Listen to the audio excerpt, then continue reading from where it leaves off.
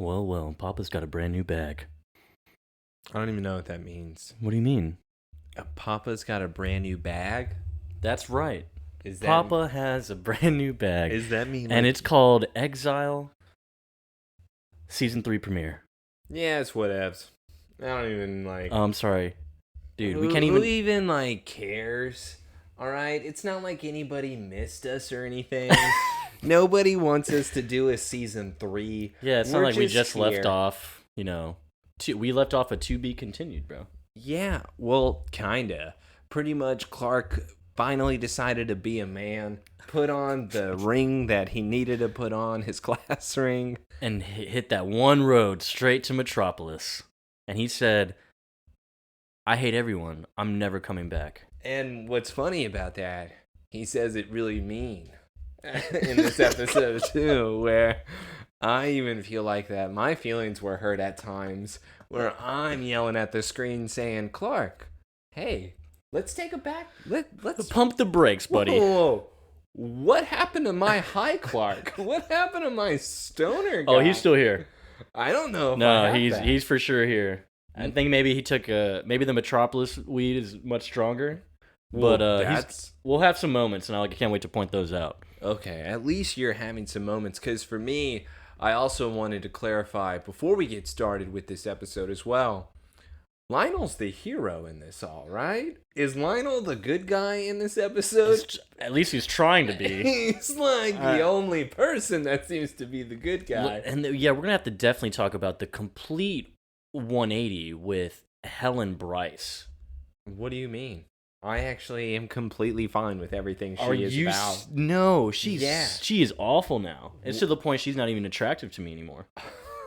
Whoa, all right. We went the other direction. You went that way, I went this way because I thought she became even more attractive. The good girl is gone. The good doctor is no more. Why? Because he got a tube of blood stolen? Is that what really flips the switch? Listen, once you break into my office and you take my property, all bets are off. Now I'm a new person.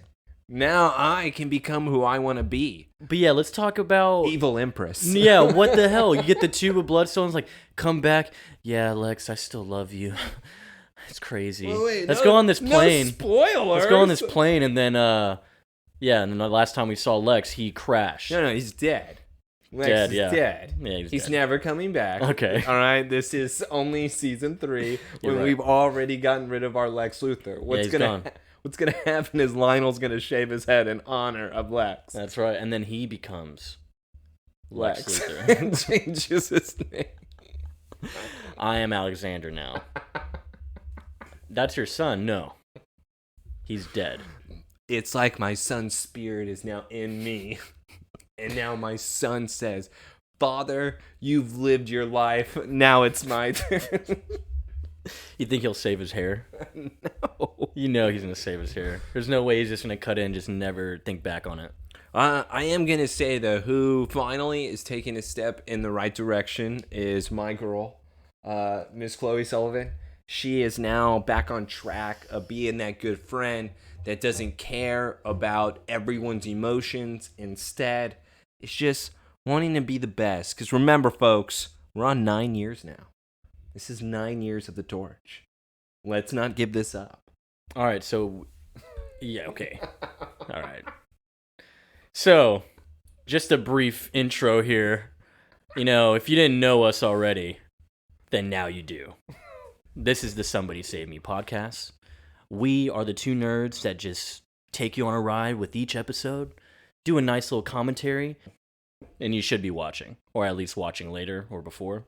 No, because, whenever fans love to DM us on Twitter and just be like, listen, I didn't watch the episode, I think you guys are great, but I'm not really understanding what you're saying.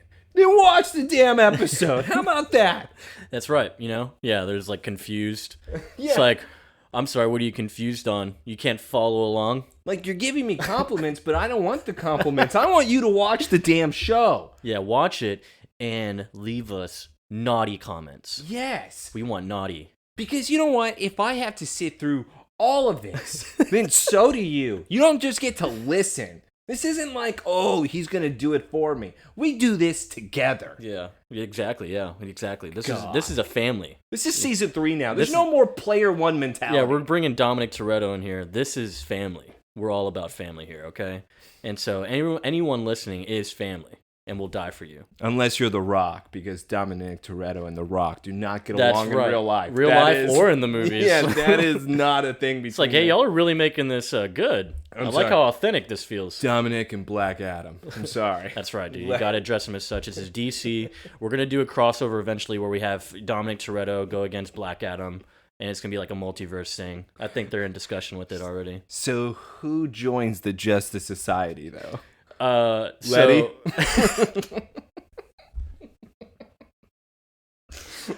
Wonder Bitch. That would be great. This is Letty, Wonder Bitch. Oh my! If Ludacris and Tyrese were to become the Wonder Twins, oh my God! I'm going first day.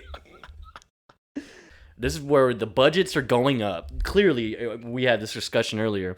The budget clearly went up for this season. And I'm just blown away with the amount of soundtrack music we have, like official songs. We have Good Charlotte in this episode. We have Metallica. We have Train. Dude, what is going on here? Well, and to further that point, it's not only finally just a car explosion that we get with the effects. Now with the bullets, they're looking a little more realistic. Now we got shattering through the glass, non-freaking stop. We have new villains being introduced left and right. Metropolis villains. I mean, we finally just have a new setting versus always the Smallville town where we're just having to live our farm life. This is finally Clark being that city boy. And city boy! What I also figured out too is that whenever Clark has red kryptonite, he doesn't know how to do math. And somehow, whenever he does like normal without the red kryptonite, then he's a genius at math. I just thought that was a very nice correlation that they pinpoint us with. Because, do you want me to get into the comic right now since that is the prelude? We should. Yes. Well, do you want... Yeah, let's not even do the intro yet. Not yet, dude. No, this is the intro right here. Yes. Give us... Yeah, we're going to talk about... What was it? Sojourn? Sojourn? Yeah, Sojourn? Sojourn? Yeah. Sojourn? Sojourn? Sojourn. God, it's like we're Rana and we're going to Paris. Oh, yeah, Sojourn. Sojourn. That's where I like to be. Sojourn. Sorry, I could be completely botching this word. We don't know. Yeah, someone will correct us, I'm sure. Hey, idiots, it's pronounced sojourn. I would still call them a liar, though. Thank you to that guy in the back. Appreciate it. But yes, so there's a comic prelude to this episode because, of course, we ended season 2 on a finale to be continued. And, I mean, brief intro here. The fact is this episode is entering with Clark having been in Metropolis the past 3 months. That's where he went, and that's where he spent his summer. So, and we got to clarify that term paper they were talking about last episode. That was their end of term paper. Their final. That would have been their final term, exactly. So they were in May. So it sounds like he ditched like the rest of the year. Yeah, he for sure did not finish it. Maybe his grades are good enough where nobody cares, or he probably missed already so much school in the past. Because remember, Principal Reynolds always getting mad at him. So I think Clark was on a good track record, at least since then. They probably at least sent the homework home. Ooh, especially with all the explosions at the farm. You know Martha and John could have made something up at that point. That's true. I mean, there was 2 explosions that were pretty much bombs within a week of each other. Dude, if I was in this town, bro, I would I don't know if I would hate the Kents or just hate hearing about them all the time. But with Clark then leaving school, we then have him driving off into Metropolis, leaving Lana behind after he even requests, Lana, I need you to come with me. And she's, oh, no. He literally asked her to be his ride or die, and she did not ride or die. So, and it's weird because in the movie Grease, the girl gets on the motorcycle, but in this one, she denies the T-Bird because she's not ready to be a pink lady. It's funny you even mentioned that because what a good reference on Clark's jacket that he decides to wear every time he goes red kryptonite. I'm going round running, walk, it's talk like T-birds. I'm a greasehead now. So yeah, I'm gonna put on this jacket. I'm fucking cool. And the sunglasses make them look even better. The comic actually starts off pretty much right after that. And it's a Smallville issue number 5. Sojourn is what the story is called. It's funny because the cover even has the leather jacket and the sunglasses on. And he's on the bike. Him going into Metropolis, what he immediately decides to do is stop at a bar. He then meets a woman named Chastity. They then have a little conversation, getting really close to each other. Group of guys that Chastity was hanging out with, obviously always the case, then decides to try to fight Clark. Bad idea. I have no idea why he goes to bars. Unless he's looking for fights. I think that's what it is. Yeah. It's almost like that aggressive Kryptonian side. Yes. I guess, like domination. Yes. And By the way, he's a dom. we'll definitely keep getting into this when the episode starts. Yeah. Let's get to the comic, because obviously after Clark wins, beats everybody up, he then leaves the establishment, taking Chastity with him. And then we get a little subtle joke about her name being Chastity, and that's a haha moment because we're going to test to see if that's really her name or not, because what are the irony behind it? You know, kind of disgusting, kind of gross for a children's comic. Very gross. Okay. I was disgusted. Yeah, it was really inappropriate. So after we have that joke, they go to a hotel. Clark does not sleep with her because instead of them getting down to business, she then decides to say, hey, with your type of talents, my cousin can help you get work. Clark then freaks out, throws her out of the room, and says, people are always trying to use me. Clark then decides to say, hey, I'm going to go look for that cousin. In the comic, we also have the Lana and Chloe making up moment. Would you like to describe that moment? Sure. So Chloe goes to the Kent house, I think just to kind of bring in flowers or something like that for the parents. And so Lana is there too. And so, of course, Lana looking for Clark. You know, Clark is missing. And so she goes and grabs Chloe. It's like, hey, I'm really sorry. You know, we didn't tell you. We weren't trying to hurt you. It's like, yeah, well, nice fear of yours. That's a trash excuse, pretty much. And you know, he loves you, and like, just at least tell me you love him. Otherwise, if this is a fling, I'm gonna lose it. The only thing I wanted to add is she does even say on one line, listen, Lana, you can have any guy you want. Just tell me this is for real and not some fling. Yeah, it's like, I'm sorry, dude. Chloe absolutely is. I think she's in this fantasy world where she thinks Clark is her property. In the comic and in season 2, yes. It's unbelievable. It's like, you could have any guy you want, but my guy, you better love him. And Lana, of course, says, yeah, I love him, idiot. All right, cool. I'll see you for dinner. That is their that is not even a joke. That is verbatim. Oh, so I'll see you at dinner later? Yeah, guess so. That's their whole summer, guys. That was their entire summer of them making up. That's what they told us in the comic.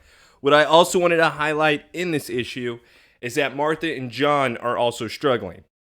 Because, well, we do find out even in the episode, because since this is the prelude, is that Martha and John, spoiler, are going to be losing the farm. Yeah. How are they losing the farm was always my question. The comic actually explains this because all of the insurance claims that Martha and John have submitted have all been denied because what the hell is going on your farm, John? Dude, like so many explosions, so many events where multiple things are broken, having to be rebuilt or land. And then, dude, so many things have happened on this farm. And I would completely get it if I'm an insurance company and I'm like, the Kents are submitting something else. It's the same year.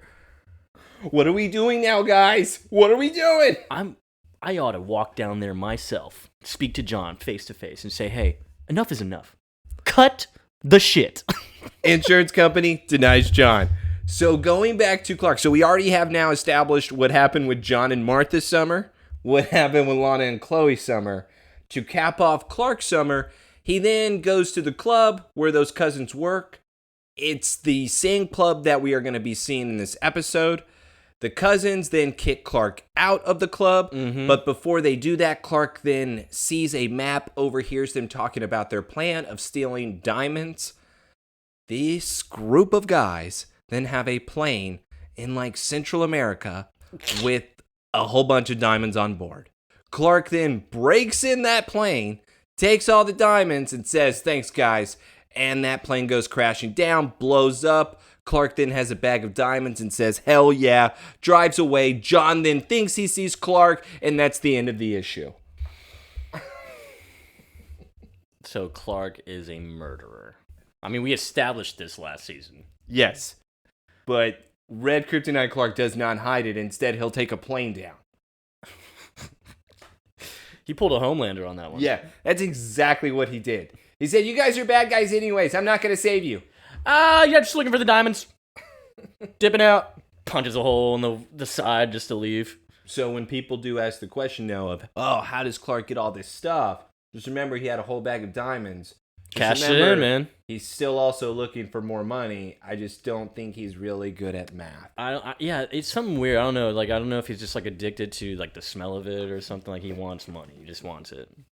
Well, let's get to the episode now. Yes, yeah. I can't wait to get it, and that's why I wanted to hold that. Oh no, dude, that was perfect. We had to slide that in there because that's a good. Like, I mean, we have questions. You know, like we watched this episode and it's like, what the hell's going on? How do you have this condo? How do you have, all these gears? Everyone's calling you.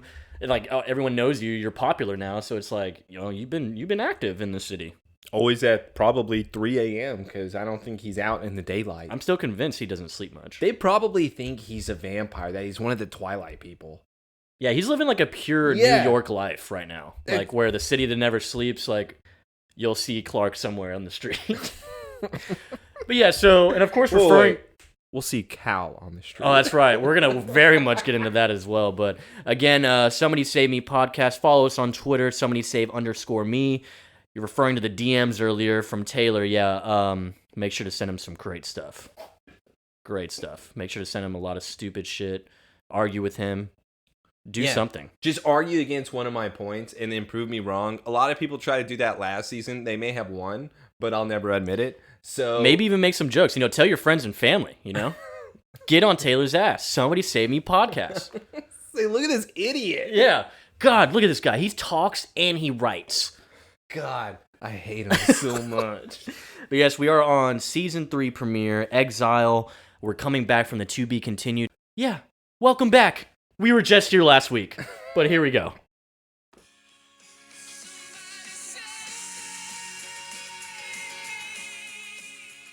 All right. Let's hit that play button, dude. We got 3 months later.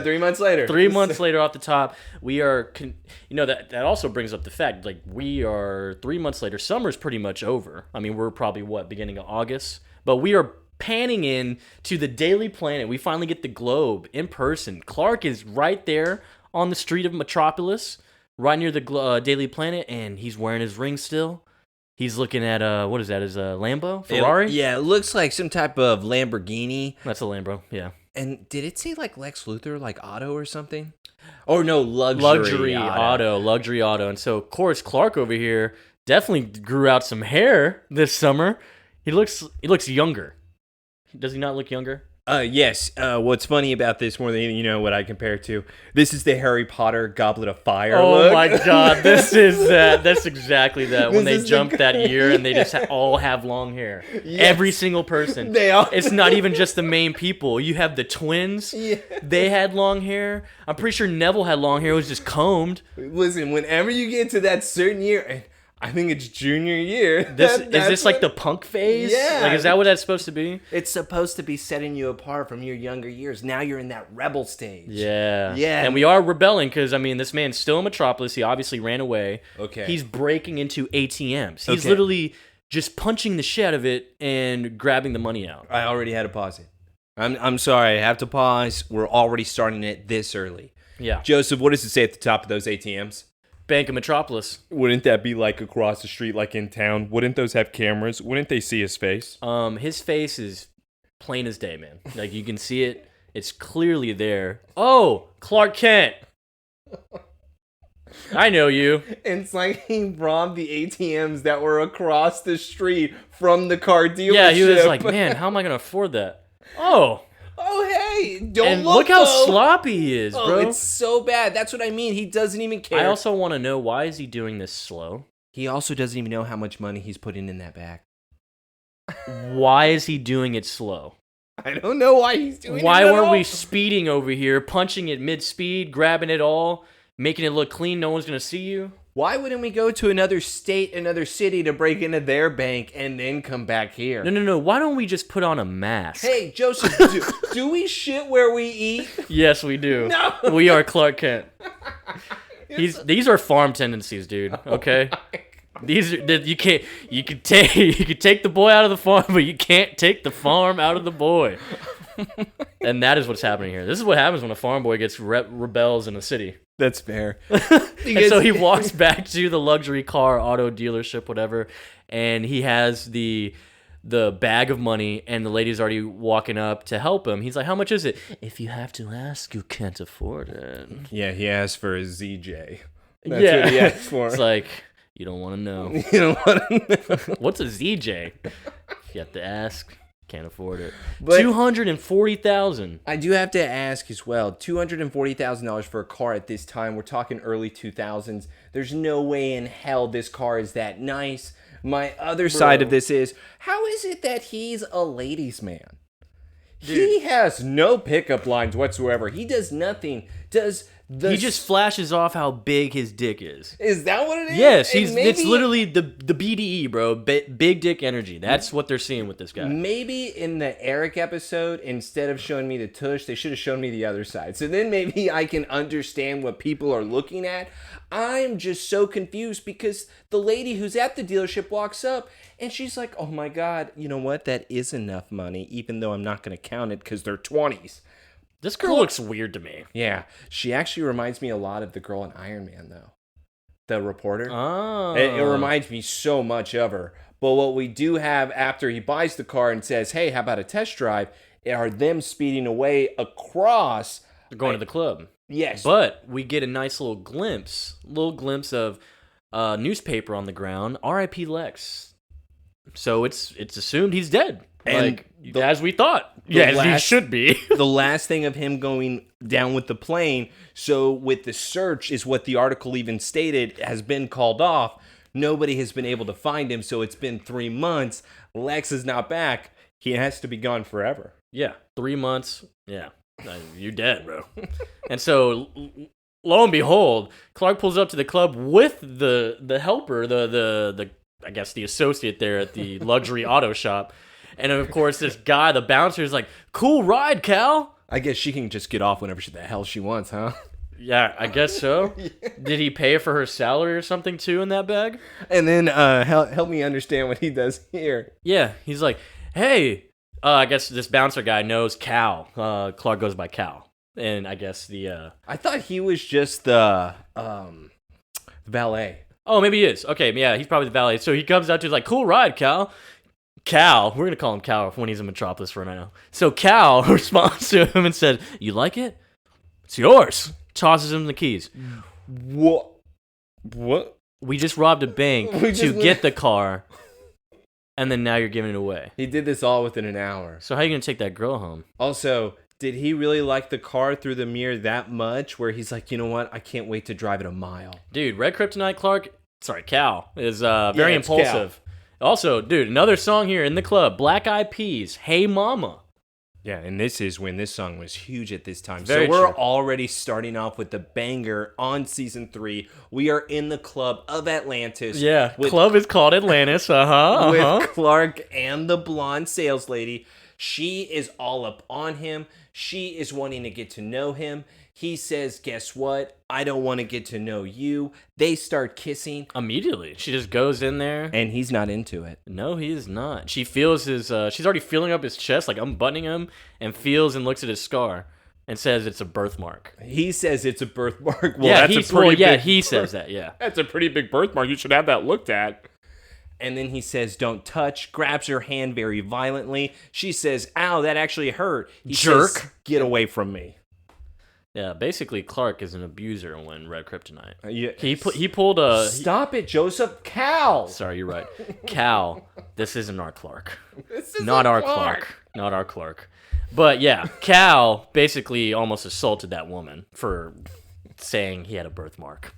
For trying to touch it. Yeah, for trying to touch it. Like, cool birthmark. And I don't believe you. bartender turns and says, "Hey, Gal, you do this every single night. You always bring in a hottie, and then you always leave empty-handed. I don't know how you do it." Cal is weird. He is so weird. He's a weird guy. Because he also then turns around to the bartender and says, "Yeah, why do I want to start something that I know is going to end badly? Here's 100. I didn't drink, nor did the girl, but here's 100. What? Is he just hanging out there? Dude, he's a weird guy. He is such a I wouldn't weirdo. know what's going on in his head at any time, like, at all. But yeah, so Atlantis, of course, love it. It's a water theme, Atlantis. Oh, we're going to get Aquaman there? Is Aquaman the president of the CEO of this company, of this bar? That would be so great if he just came out and they had just a little joke about that. That would be great. And so when Cal walks out of the club, his chest starts to hurt. And of course, he goes to a nice little spot that has clear windows right across the street into a phone booth, and everyone can clearly see him. He rips off his shirt, and the birthmark, the scar from Jarrell is glowing red. It looks like it's burning. Yeah, it looks like it's just on fire on him. And so he takes off the red ring, and he makes a call to his mom, and makes it very creepy. Yeah, he decides to look at the phone. So this phone. is Clark now. Clark's calling mommy. He decides to look at the phone and says, "I really need my mommy right now." And then makes the phone call to her. Mom, can you come pick me up? I'm scared. But what we are figuring out, and this is why I did want to talk to you about this, because yes, beyond this is a creepy scene between him and his mother, because he's not saying a word, and she's like, "Please just come home." He's like borderline crying, like about to cry. He has full control over the red kryptonite.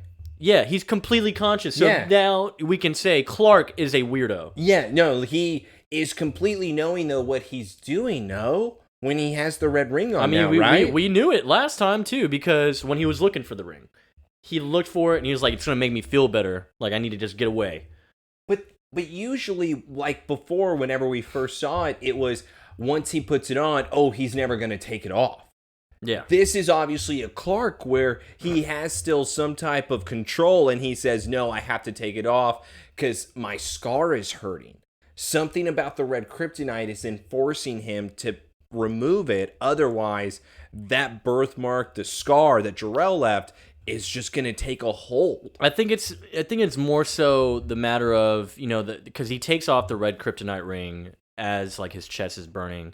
Because I guess like having it on, him doing all his little actions are steering away from the destiny that he's supposed to have. Is this the test? Yeah, and I think it's the What test. is So the it's like test? when you take off the ring, he's obviously that I guess his motives and shit are obviously gonna be towards the destiny now. Like, oh, we're normal Clark. Now we're taking steps towards it, so that's why it eases up on the burning. I just want to know exactly, because the only thing that I've heard from season 2 that we know of is Clark was being told that you're supposed to be, in a way, a ruler of these people. Yep. But we haven't seen any sign of that where he is changing, like, or Jarrell forcing it right now. Well, the forcing is the burning of the scar. But Like, it's only when he has the red ring. No, I think, well, yeah, I mean, it's true. That's the only time we do see it. And I can imagine, though, that if he didn't have it on, it would still burn at some moments. I just want to know what the damn test is. Jarrell, can you tell us? Yeah, it's like, it's not even that, bro. It's Clark's fault. He could have just asked, hey, man, what do I have to... Dad, what do I have to do? Oh, that's not that bad. I mean, I could still see them, right? It's like, yeah, but they don't matter. It's like, no, they matter. They matter. By the way, we did talk about it. Yeah, we talked about this. He could have just asked. He could have just asked, what is my destiny? Any normal person would ask, hey, what is this test? I don't want to do that. Okay, is there any other options? Is there any opportunities for extra credit, Dad? I'll do my best. I'll make up the assignment. Yeah, I'll make it up. Just like Something something else. Kill your dad. How's that making me fulfill my destiny? All right, Pete. I'll wait for him to fuck up. He does know my secret. Problem off the board? He did say he didn't feel like that. He didn't want that pressure anymore. That's so, what if I just relieved him of that? Well, I'll tell you right now. If Jarrell just said, "Hey, you got to kill one of your friends," Chloe. No, we're not getting into her. I would now. much rather keep Pete than Chloe. Okay, well, first of all, Unless Chloe's sucking a lollipop in front of me. for Taylor, at this point, after season 2, I think I'd rather keep Pete over Lana and Chloe. Yeah. Yeah, like, that's all. I'm going off of season 2, folks. Season 3 is a brand new. I'm starting everybody's slate free. But season 2, I'm probably picking Pete. You know, see, the thing is, though, we have like an extension of season 2 because we're on To Be Continued. I mean, are we still going to count this as kind of like an extension of it? No, because this is start of new school year. That's true, dude. They're juniors. Yeah, now. this is junior year. No, I cannot have us hold. This is completely new season. I have long hair. I am Harry Potter. We're Goblet of Fire. upperclassmen right now, dude. You know what? There's actually eventually there's going to be the graduation episode, and that's a good one. See, and that's why we still have to acknowledge these. That's why it's kind of interesting whenever we do get to the friends here, because are we then expecting Lana to have waited for Clark for these 3 months, or because Clark said, hey, you didn't come with me, I'm going Metropolis, I'll see you later. I feel like Lana should have taken that as the breakup, and she should have found somebody else. She's a moron. Well, I don't... That's why they deserve each other, because they're both idiots. I have no idea why she would wait for him, and that's why I don't want to get into it too soon, but my girl Chloe is stepping back into the ring of being right. Maybe. Hey, but let's get to the Dark Knight. Yeah, we have the Dark Knight intro here. We got the cool skyline view of the city first, but now we're at the Bank of Metropolis. So it's They just can't catch a break. Yeah, it's getting robbed twice in a day or 2 days.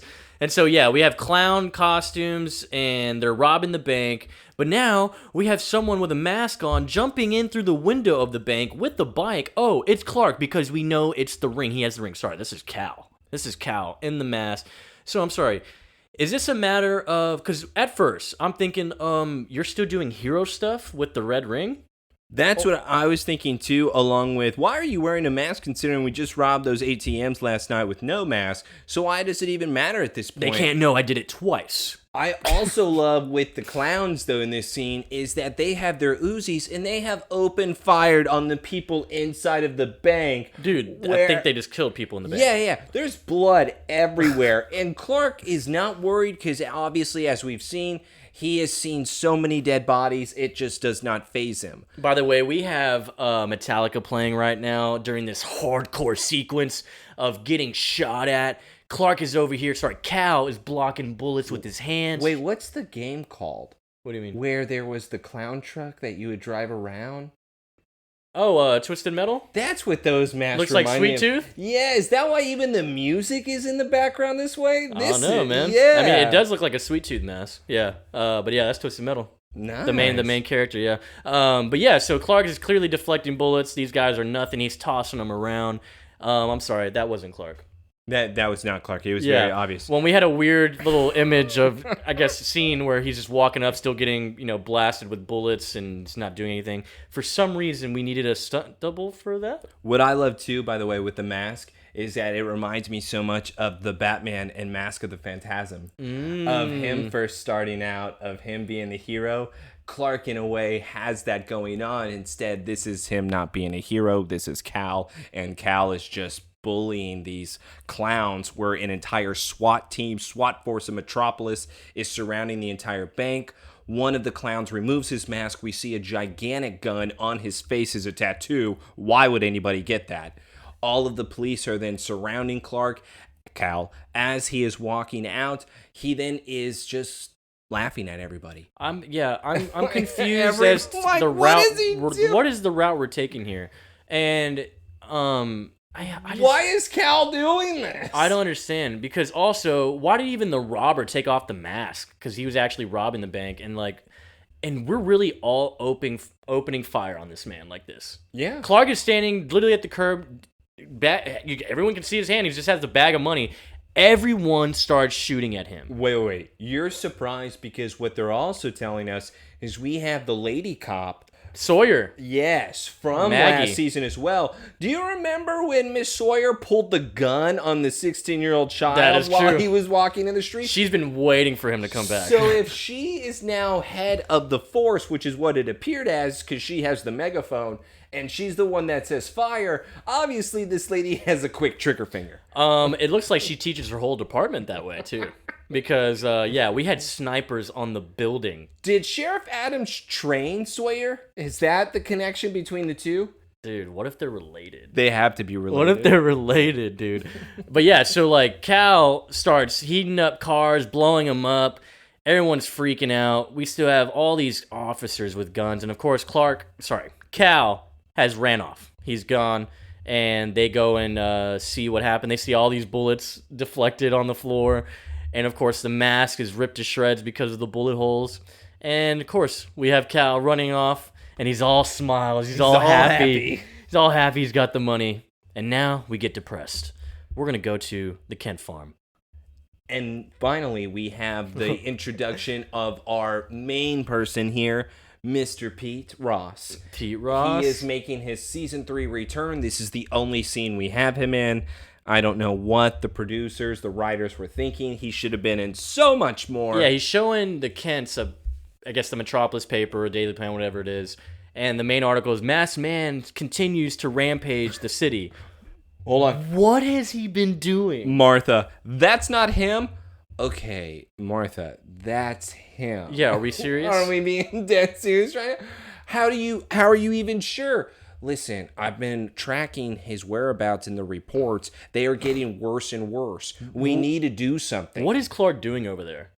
He is just destroying You think Metropolis. Banks would be the worst he's done, so what has he been doing? He probably has a lot of reports of fights in clubs. Probably people found in the alleyway dead. Oh, the plane crashing from the comic Sojourn. But yeah, so John obviously is convinced this is him. This is Clark. I'm getting my coat. Let's go. We're going to go get this man. And of course, Martha, making her case, she returns a little bit, having some brain power here. I guess it took a little 3 months. Kinda. Because I don't actually agree with Martha. Well, Martha's telling John right now. Just to wait. And John is like, no, I'm not doing that. Martha's then telling John, listen, it's been 3 months. You've been doing it your way. You're the one that's been out there looking for him. We filed a missing persons report. We've done all we can. Clark doesn't want to be found. He knows what Red Kryptonite does. Like, just wait for him to come back. Here's the thing. This is why I'm pausing. We have to have faith. Hold on. This is why I'm actually going to agree with Jonathan. I'm already starting season 3 on a new leaf here, folks. I know it's like I'm a different person. I've matured. Wow. I still hate him. However, with John and him wanting to go and look for him, Cal is sloppy as hell, dude. Like, you're going to be able to find him soon. Easily. That's what I mean by the whole waiting by the phone. It's like, yeah, but how long are we going to have to sit here until he finally snaps out of it? I get your way here, Martha. I'm not saying you're wrong. It's just the guy is so damn sloppy. He's been in so many newspaper articles. Pete's tracking him. I'm pretty sure we know what area he is in. Dude. Yeah. And it's like, yeah, it's not going to be needing a great detective here to find this guy. You don't need to get anything. Yeah, and they would probably clearly know. It's like, who's this Cal guy? You said Cal? You said Cal, huh? I know who that is. That's my son. But yeah, no, it's like, I get both sides. I get, he doesn't want to be found. I like that point. Because, yeah, clearly I'm done searching. You don't want to be found, so we'll just wait for your ass to get home. On the other hand, you have John where it's like, I'm tired of how long we've waited. Let's just go over there, beat his ass. That's all we need to do. And I'm like, okay, I get that too. And here's the other side of this. And this is why I also am taking John's side. Mm. Did Pete and John handle this last time? They did. That's all I'm saying. What a dumb scene that was. The hammer, the sledgehammer on the ring. But let's also get to this point. Shouldn't we just get Pete to go take care of this? Hey, Pete, you still got that rock? You know what to do. Pete couldn't even stop him from getting the ring. Yeah, but Pete didn't have his rock. Now he's ready. What'd you say, Clark? They miss you. You're coming with me. Come on. Say you're not coming with me. Yeah, he just gets him in the car, just puts the rock on his chest, like, have fun with that, buddy. We'll see you back in Smallville. That's what I mean. Pete would be able to take care of this. That'd be a John move. John should do that. Yeah. Pete would only do that if he had the parasite. Pete would so do it. Hey, I've seen it before. He'll do it. So now, after the Kemp farm, we go. Let's get to the ladies. We go to the ladies. At the Talon. At the Talon, we have Lana working. Of course, she's swamped. And of course, Chloe's been looking for her. Haven't seen you around. Your dad said you spent the Lana tells Chloe, your dad said you spent the afternoon at the Daily Planet. Because she, remember, has that article now thanks to Lionel. What do you call that? Is it an internship? Is it a job? Is it like... It's an article. I don't think that's an internship, dude. She has a whole column to herself. She has to be an employee. Yeah, no. That's a big freaking deal. But again, the torch being the 9 years. I'm sorry. How the fuck does that even happen? You are 16 years old and you're working at the Daily Planet. About? Do I have to bring out the resume I'm sorry, I shouldn't have said anything. Is that what we're going to have to do? So now I have another year under my boat. I'm on year 9 of the torch. I finally have my piece at the Daily Planet. It's unbelievable. It's such a bombing article because everybody wants it. No, it's because Lionel said, hey, do as I say or you're all fired. What I did want to point out, though, with this scene, before I keep continuing to defend Chloe in this episode, because like I said, she has moved a step forward, folks. I've turned new leaves. But with Lana says she's having difficulty because remember, who's her partner, Joseph? Lex. Who's now gone? Lex. And so now there's an issue because... like, she has to talk with these random people that ended up just obtaining... Well, it's the accountants, like the bankers. Yeah, the people who actually wouldn't give a shit. And, I mean, except just if numbers are performing or whatever, but... But I bet you, let's be honest, they don't perform anything. I bet you they're even. I don't think they go under. I don't think they go above. In fact, I think it's just even they're always keel. Busy. What? Like, there's no way it's going to be going under. And, yeah, I could believe it if it's, like, obviously soaring, but... I mean, it'd probably soar a little bit more with Lex, but... Property value on Smallville Main Street? Come on, that's some serious real estate we got going there. So are we a fan of Chloe's haircut? All right, at first, I was not a fan of this new style that we see in this new scene. However, as the episode continues, I became a bigger fan of it, and I much prefer this over the final scene with her and Lionel. I was expecting that, so what the hell? Was that just a one-day thing? Yeah, that was just that was a 3 months ago thing. Maybe, okay. But what I will now say is that with Lana and Chloe, they are still very awkward. Chloe has still said that, as you mentioned, she has not seen her around the house. Hey, maybe we could hang out. Do you want me to pick you up and I'll take you to Lex's funeral tomorrow? Because they're finally having a funeral for him. He's declared dead. Lana says, no thanks, but I'm going with the Kents. Yeah, she said thanks. I'm going with the Kents. But so she no need. said it in such a way where it's like, shut the hell up, Chloe. It was more so in a way like I'm scared to even reference Kents at all. You know, like around you. Well, and Chloe then Chloe's just like, Clark. Well, no, Clark? I'm not. She does not. But Chloe then says, well, hey, have you talked to Clark? I was thinking about staying in Metropolis with my Aunt Nell. I haven't been staying with her or seeing her very much, so I thought I would go and stay so that I could look for him. I feel so bad because I haven't been looking for him all summer. Lana, who the hell cares? Move on, lady. He left 3 months. You're 16 years old. Are you serious? What are you doing? Actually, it's probably kind of believable for a 16-year-old. Well, she's already lost Whitney, and then she is... losing Clark arrived in town. On Earth, killed her parents. She doesn't Whitney know that. Whitney basically died because he tried to be like Clark and save a douchebag. No, he should have been like Clark and just let the douchebag die. That's true. But now, and so now Chloe's telling her, he's not lost, Lana. He made a conscious decision to leave his friends, his family, and the girl he claims he loves. Okay, Chloe, you may have written him off, but yeah, when she said that, Lana just walks off. And of course, she's just like, I hate this bitch. Lana, listen, I know we haven't had the most perfect summer here, but I want to try to get to back to where we were. You know what? I'm the last person that you need to worry about. Yeah, what the hell is that, man?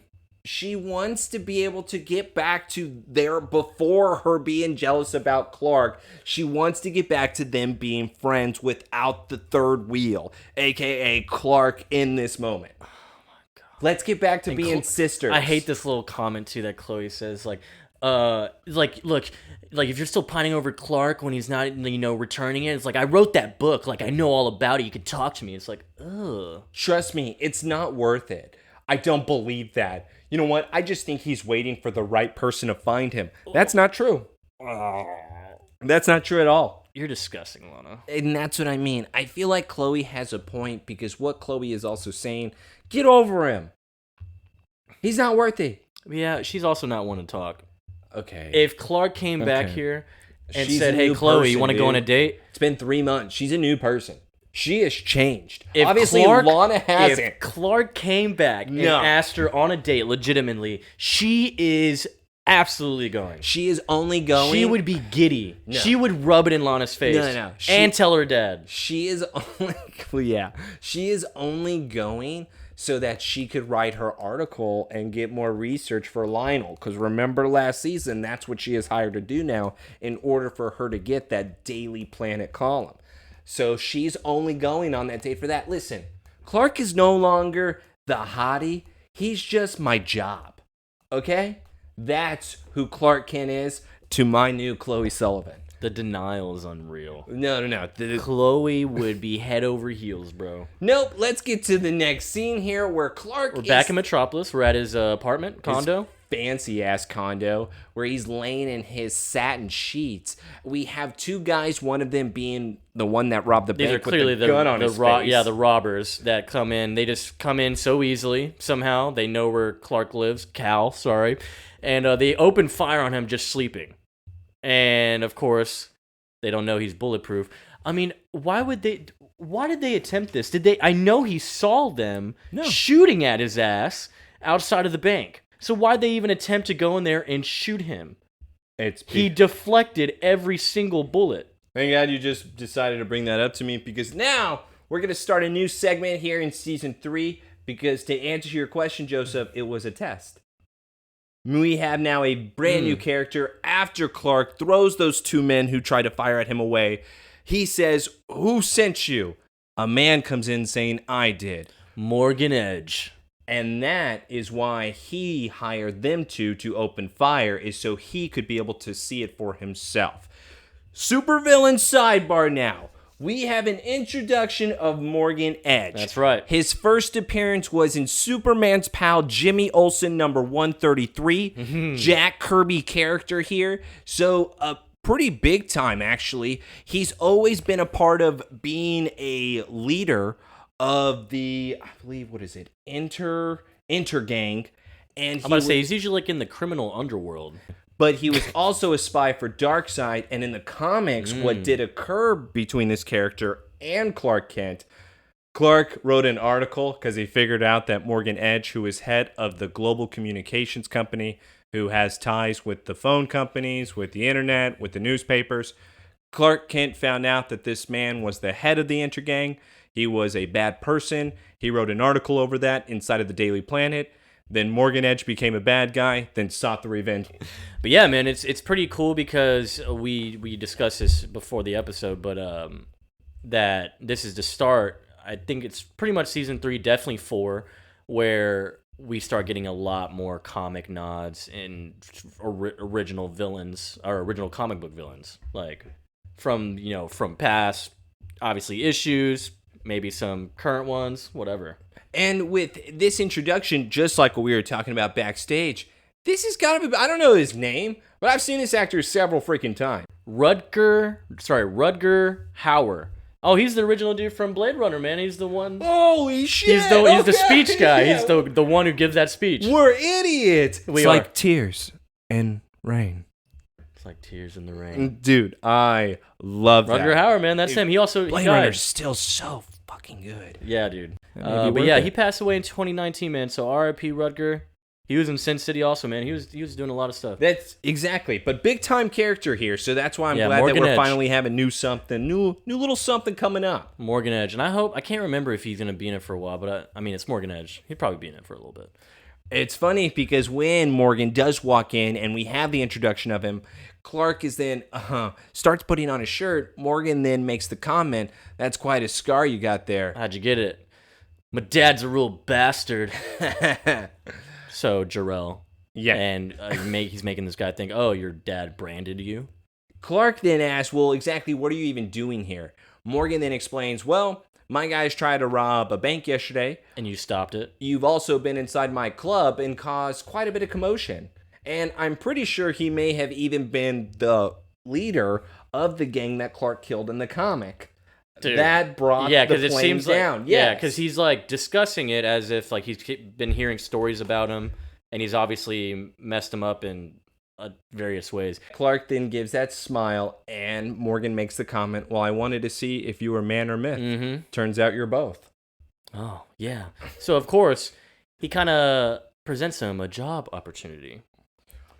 And, of course, Clark is already immediately like, no, we're looking for work right now. I fly solo. Cal only flies solo because, according to Morgan, with how many bullets can bounce off of you, it still doesn't matter. You're just a kid. I'm the biggest crime boss in Metropolis. Well, you know what? I would like to think you could afford my help because your goons are so shitty. It's like, well, that's why we're talking. Idiot. That's why I said that you're a child, because obviously I'm here to present you with an offer because my goons do suck. One job that's going to make you Midas rich. Clark is now actually looking at it. Now he's no longer showing the teeth.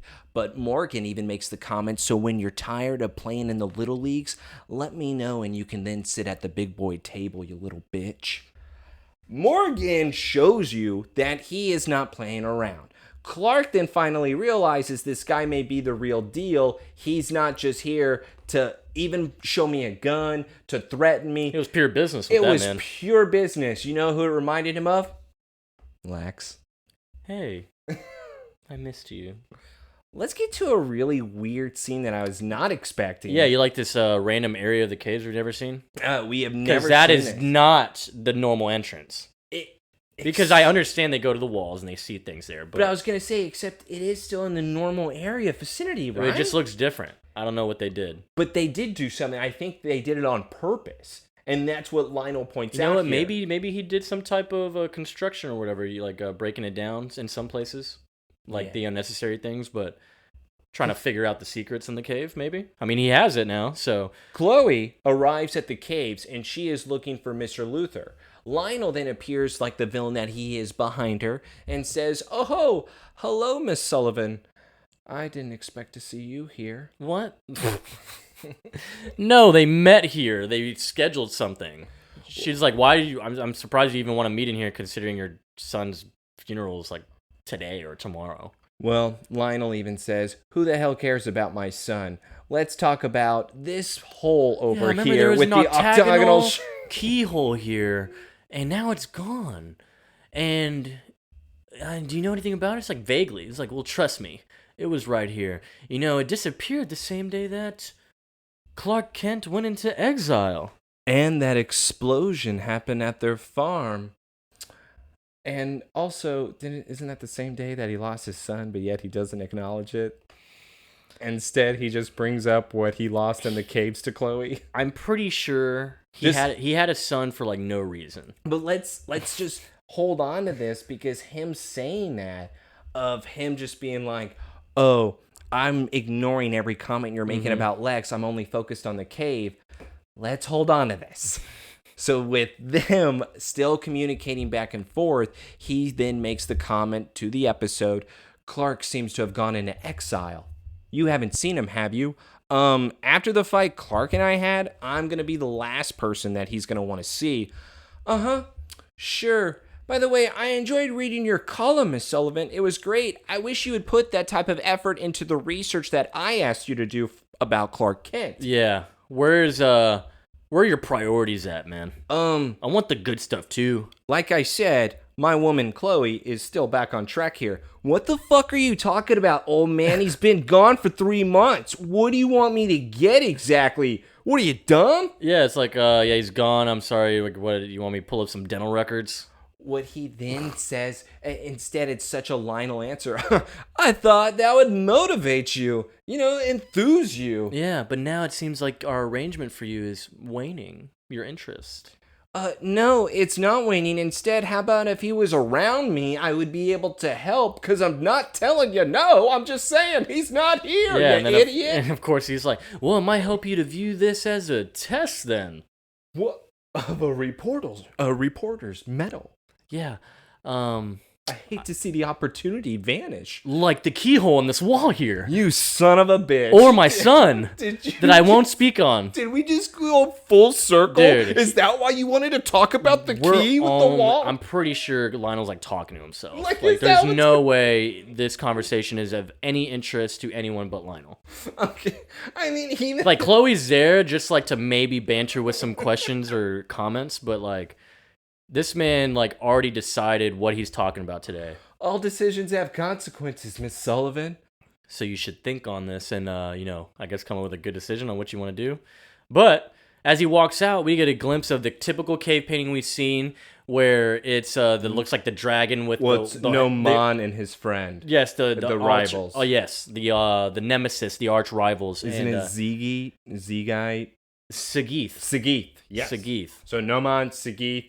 They have the two-headed, and once again, the rivals that were once friends. We are now going. And so, yeah, it goes into the Sagith. Sagith side. And it shows the head, and now we have a transition on top of an island, and it's Lex Luthor. Burnt to a crisp, looks like. Well, it's from the sun. But, like, yeah, he's on an island. He's an island boy. Island boy! So... Lex is alive because his eyes opened. And thank God we're at a commercial break. What a commercial break to stop us. I had so many questions whenever I saw this scene. He doesn't look too burnt to me. Also, how would he be able to survive? I wish they would have shown me the plane going down and what occurred right after. Yeah, dude, like what we have... Because they don't. I mean, just as like a spoiler for our audience, they don't really tell us how he ended up on this island. At all. And it's just like... Because it seems to be a common island for people, right, Joseph? It's weird. It's so weird. And it's kind of funny with the episode name, Exile. It's like Lex went into an accidental exile in a way. Do you think that the episode maybe should have been titled Survivor? Because that's what Lex is playing right now. Come on in, guys! No, sorry. This should have been Castaway 2. You know what? With the hints that they give us in this episode, yes, I'm going to agree. Because he has his own... I have created fire! And he has his own Wilson. And in the name of Lewis. He does. It ain't Wilson in these parts. We hoped it would be Wilson. Instead of a beach ball... We got Castaway was Lex's villain origin story. You know what's crazy? You know what that island even looks like from that view? Because we get back to it now. It looks like the one that Oliver Queen was on in Arrow. Oh, it's like for from sure the same. the I guess the outward view. It's so hilarious that you said that. I put in my notes. I go, man, because obviously when Lex awakens on this scene, we have a gentleman in the background with the beard and long hair. I go, is Green Arrow with him? Is this how he met Oliver? What, are they on the same island This is how Ollie looked when he first got sent back off the island. But yeah, so now we're back in the movie Castaway, and Lex is here with, of course, what is this place? This Dread guy, the other island boy. He says it's paradise. I put in my notes. The moment I were to, because I want to actually ask you a question along with tell you what my opinion is. The moment I awaken, where I feel like that I'm passed out and I went on a crash, and there is some guy that's right next to me that I don't know that looks like this man here, I'm probably scared. My other question to you is, do you kill this man? I'm eating something. If you end up on an island and it's just you and a person that you've never met before, you going to trust them? And if not, you're going to kill them? And how long is it going to take? I'll tell you what, bro. I'll be definitely scared to go to sleep. Like, that's what I mean. Like, think about this scenario, man. Honestly, bro, this is a savage world. I might have to kill him. I put in my notes. I go, I'm killing this man. He has 24 hours to show me why I shouldn't kill him. I don't care if we're friendly to each other. I don't care. The vibe is totally pure, you can definitely read it like, oh, dude's cool, whatever, or person, whoever it is, you're probably gonna die, man. What we figure out, that's why I'm also asking, is that Lewis here is not a cool person. No, he's an island boy. And he walks over to Lex and then tells him, oh, looks like you're having another one of those fever dreams. That malaria is getting hold of you. What? Yeah. Lex has malaria? Yeah. He's not dead? Well, don't worry. Isn't malaria fatal? Yeah, I think it is too. You kept saying her name. Who? That bitch that set you up. Oh. So I guess confirmed in a way, Helen did set him up? Yes, because Lex then looks at him and says, Lewis, I appreciate everything you've done for me, but if you ever refer to my wife like that again, I won't be held responsible for my actions. Lewis, that's where he draws the line. This psychopath then says, whatever you say, Lex, you know what? It's just funny that you tell me the story of how you woke up and the pilot and her were missing. Yep. You know, you would think that you would at least consider the possibility. Lex then starts freaking out. He says, don't you dare say another word. Come on, Lex, this is the island life we live. We're island boys. Lex looks at him. Island boy. Why don't you make yourself useful and build the fucking raft? You could end up drifting for weeks and die alone. That's why I'm not going to build it, Lex. You'll kill yourself. I don't want you to commit suicide. I just want to find the truth. Dude, what is he going to find in that water? Either your father set you both up, or Helen managed to do this on her own. Or the two of them were in league together. Why are you in such a hurry, Lex, to get back to that twisted family? That's true. Honestly, I would want to go back for sure, just regardless. But it's that no matter who it was, it still sucks. Lewis is then telling Lex, you gotta stop looking at this place like a curse. This place is a paradise. You gotta strip that old world from your body. To the outside world, you're already dead, man. Why not let your old self just rest in peace? We're now, you're down to your bare existence, man. This is it.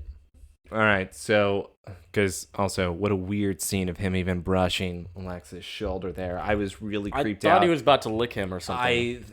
Damn, you taste good, man. I can also smell him through the TV, and I'd be like, get away from me. Oh, dude, they probably smell so bad. So awful. Straight just musty dick and ball. You know how I wanted you to hold on to Lionel ignoring all of I assume this is what you were talking questions about. And Chloe saying, oh, I thought you'd be concerned because his funeral is tomorrow. And Lionel just brushed it off because he didn't give a shit.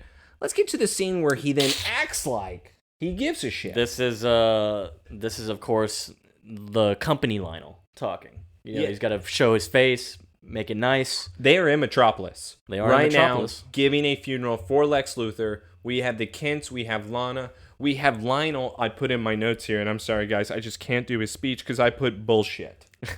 Yeah, he's like, my son was so great, and his commitment to things and his potential was very limited because, his life was taken away. And, of course, the Kents are there, and Lana's with the Kents, of course, and Lana actually managed to see a glimpse of Clark standing in the back because, obviously, he's attending the funeral. And this is obviously him, right? Like, he's there. Yeah, no, he's completely You believe he's there because he vanishes when Lana tries to go. Well, and he also looks at her. He then, whenever she runs towards the back, he then sees that she is running towards him. Oh shit. Yeah, exactly. Oh my god, really? I was just trying to enjoy the funeral, Lana. Oh, dude. He runs off before no one's she enjoying can even that funeral. see him. And Lana does not know whether she's crazy, whether she actually saw him. Lionel is still giving this heartfelt speech, saying that I will continue to search for him forever. All of a sudden, we hear a voice in the crowd. So will I. And we have Miss Helen Luthor coming up to the table with her own pink flower, going to spill her own speech about her husband, except Lionel is wanting to make sure she understands one thing. If you're here to grandstand for the paparazzi, you can just do us all a favor and shove it up your ass. Yeah. And she goes, I wish to pay my last respects to my husband. Hey, Lionel, remember how last scene you didn't give a crap about it with Chloe? And all of a sudden, you're now trying to tell Helen. Chloe's not here, dude. Wait, so that was fake. So he was hiding his real feelings. What are his real feelings, Joseph? Do you believe? Which side do you believe? It's completely the one that he was talking with Chloe. Okay. Yeah. And then, of course, Lionel is just like, before the hypocrisy begins, I'm going to just leave. And then he basically, when Helen walked up, Lionel said, yes, I can leave the funeral. I can stop speaking. This is my way out. Yes, he completely used 'Cause he that would- in order to go. Yeah. And nobody else. Oh, Helen, you're going to make a scene? Good. I don't have to talk to anybody after this now. Thank God. And lie and fake Yeah, cry some more. Yeah, I'm going to blame you. It's like, yeah, she's the reason I'm leaving my son's funeral. She made it terrible. He yelled it out I had loud. a good speech. He yelled it out loud so everyone could hear. It's her, everyone. Just so you know, I'm not a dick dad. She made me leave. I love my son. That's why I'm leaving, to respect him. But not this wife of his. Yeah. Let's go to Clark. I'll see you at dinner, Helen. Let's go to one of the most surprising scenes in Dude. the entire episode. This scene's kind of nuts. Oh, crazy to me. I was shocked. Because We are on level 7, Clark of has this apartment gone building. up the elevator Right. after the funeral, and when the elevator door opens, there is somebody trying to peek through his apartment window. And it turns out it's Chloe. Yep. Chloe knows where Clark has been this entire time. Clark even freaks out, saying, It's like he's going on a rage already. He's like, I thought I told you to not come back here. boom, I thought I told you, meaning that she has known this for a long time. Who else knows I'm here? Well, no one. I just wanted to, like, talk. Your secret's safe with me, but we need to talk. Yo. I'm very confused on Chloe, man. She makes no sense to me. I know. Last episode, 3 months ago, we know. said, Clark, screw your friendship. I am going to do research on you. I hate you now. But she's not. Yeah, that's the other side of this. And this is why I have to defend her, too. I agree with your overall point where I thought, yeah, Chloe sucks. Chloe was just the piece of shit all along. However, she's not. She may have been awful for not telling everybody where Clark was, but she also wasn't researching him. She wasn't studying him. She wasn't following him. In fact, she was staying away from him. So it's kind of two sides of the same coin here. And the reason why I say that, she wasn't benefiting herself, but she was also being an asshole. Yeah, the thing where it's one or two, man. It's like, one, you manipulated the situation to where, like, you got a benefit of, getting an article, having a tie-in with the Luthors, doing some minor research on your friend, which you already probably had. And then two, it's you just pussed out. You're just scared. So you think that in a Like, way she just cared. She tried to pretend like she didn't care anymore, but she really does. And so you just think that in a way it was her, once again, just protecting herself overall. Because you can also say she couldn't get over it, so she didn't want to be around him. The other side of that is she wanted to make sure that Lana and Clark could not work out, so she didn't want to tell Lana where he was. Dude, she plans, bro. It's all going to work out for her benefit most of the time. Because she plays chess while the other people play shoots and ladders. That's right, dude. That is the rule in She's got Smallville. life down to a science here. And, of course, she just demands, well, I'm coming in. And so, because, of course, Clark's trying to kick her out. And she's make her yelling at leave. him, you're a completely different person. I'm glad she said that, because how did he bounce back from these things, man? Like, he's put himself in weird situations where it's like, how do you explain this to people? There's no way someone will be satisfied with you just saying, yeah, it's just my personal problems. That's it. Sorry. Okay. You would be able to get away with it. You really would. Except for one thing in my mind. The apartment and all the shit you have doesn't make sense. That's what draws the line, because even her questioning of how can you afford all this, that's where I'd be like, okay, wait, you can run away. You may have secrets. You may be able to do this. But I've seen your house. I've seen your parents. I've seen your entire life. What the hell is this? Where are the questions, man? Like, how did you get this? Yeah, like, what is going One, on? you get a lot of money. How are you getting that? Yes. Second, did you kill someone for this? Yeah, I'm believing you're a serial killer murderer. What did your parents raise you? What are you, the Born Identity? What is going on? My man's just going off in Metropolis. Yeah. This is Metro Clark. This is crazy to me, because even to go further on why I don't want to put Chloe on the shit list this early is because she says with Clark, what are you going to try to just write a story about me? No, I'm not trying to do that at all. I've been keeping your secret just like you asked me to. I haven't told anybody where you are. Clark is just smiling at her like this is a game to him. Yeah. Oh, it's pure just fun. This is all shits and giggles for him. You get a grip. There's people in Smallville that haven't given up the search. It's like, I've erased my Smallville past. Really? Is that why you're wearing your school ring, you stupid ass? Yeah, she's called him a bitch right there. It's like, oh, yeah, you erased it, high school ring boy? Bitch. She just made fun of his She's school totally ring. made fun of him, dude. That's an insult.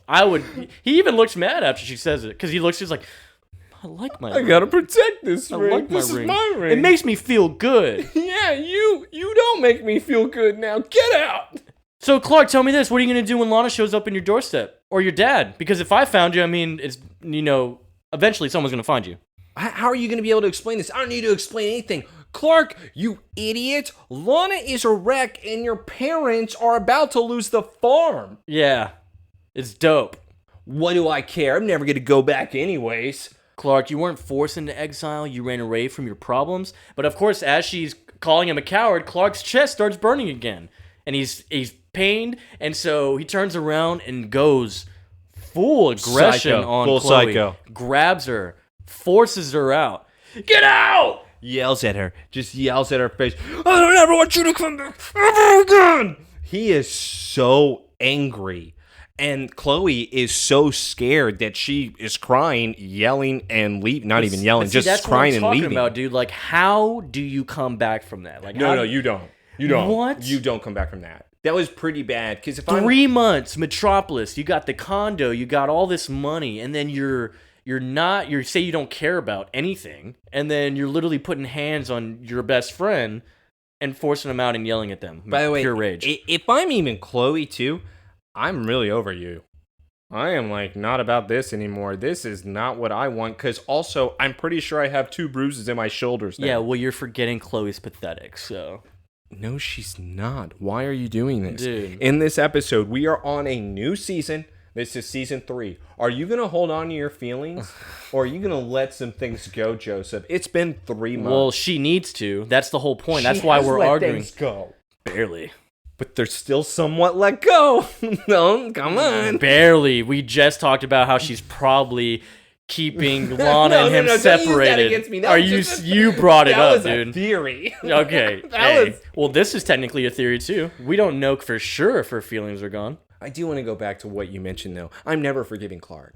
dude. I'm never. I'm not your friend anymore. Yeah, like I'm. Not. I'm very confused of who you are. Like, this makes no sense. Are you bipolar?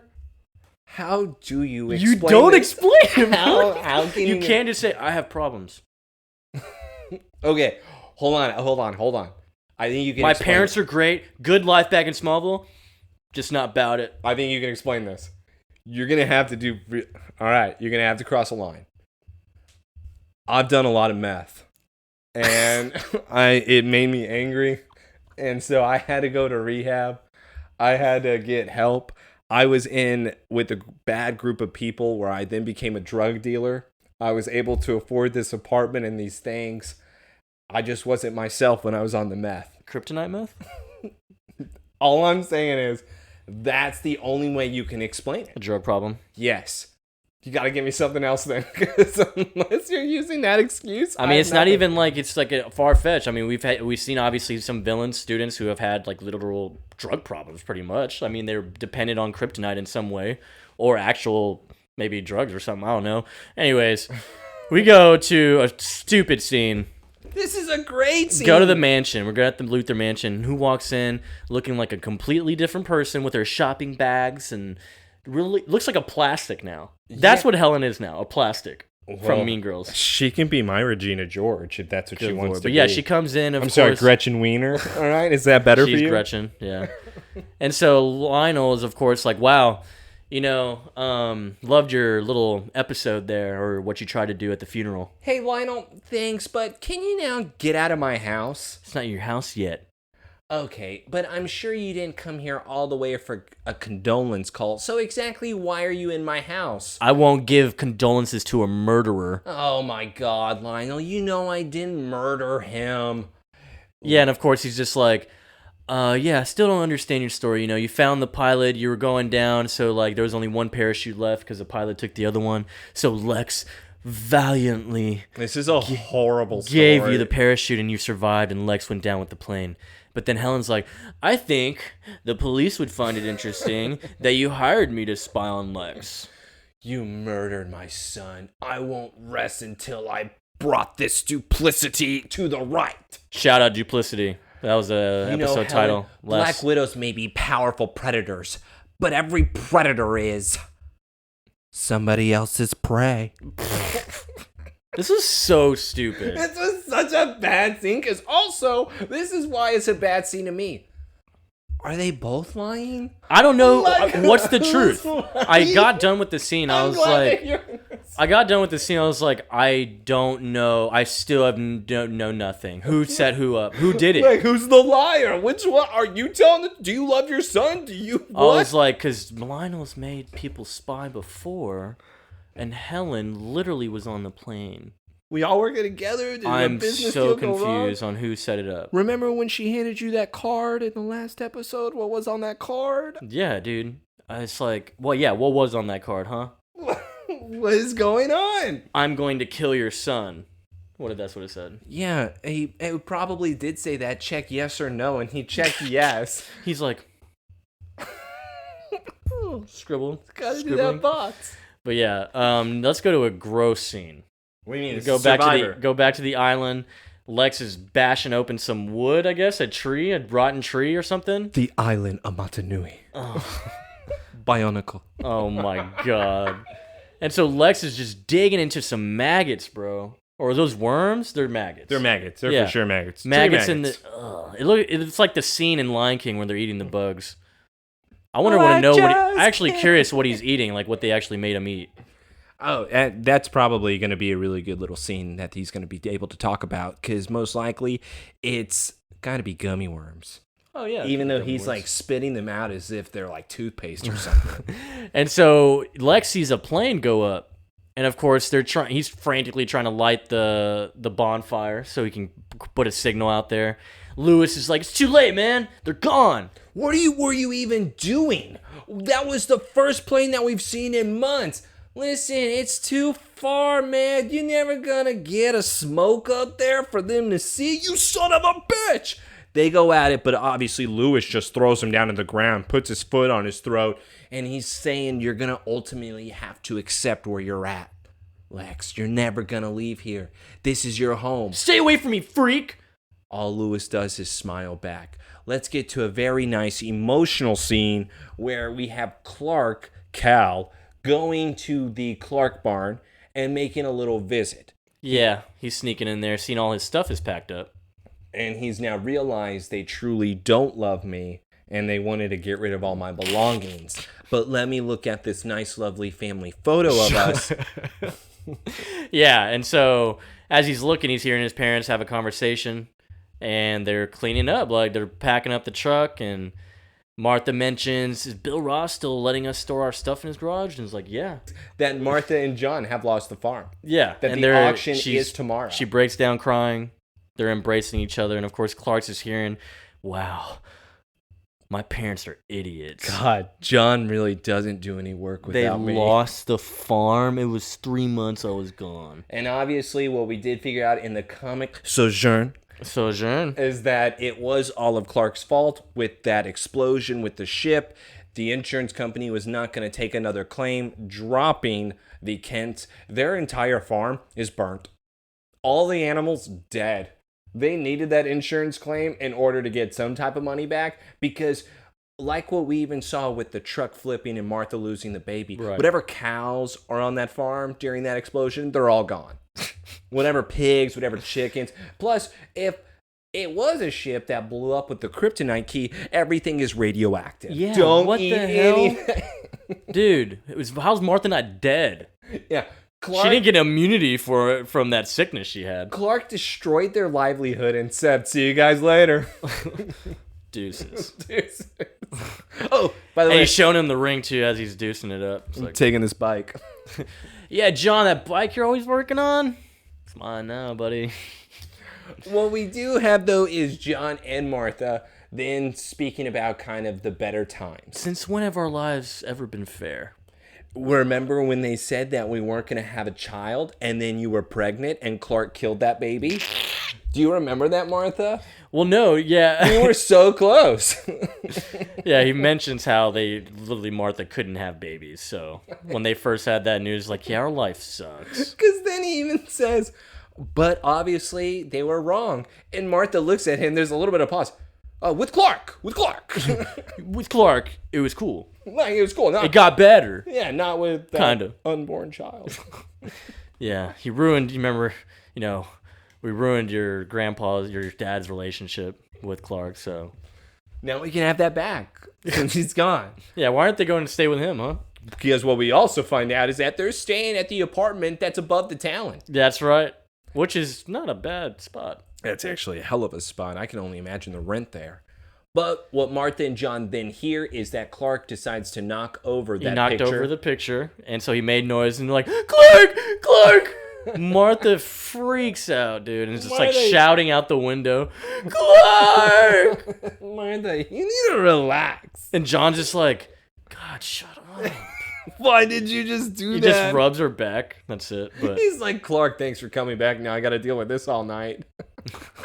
Lana walking down the stairs at the Talon with Chloe. Chloe is sitting at the little coffee bar. Looked like she was looking for her. And what they then want to have happen here is kind of the makeup session, where Chloe is saying, listen, I don't want you to keep thinking that we are at odds with each other. I don't want my feelings to be pushed onto you about Clark.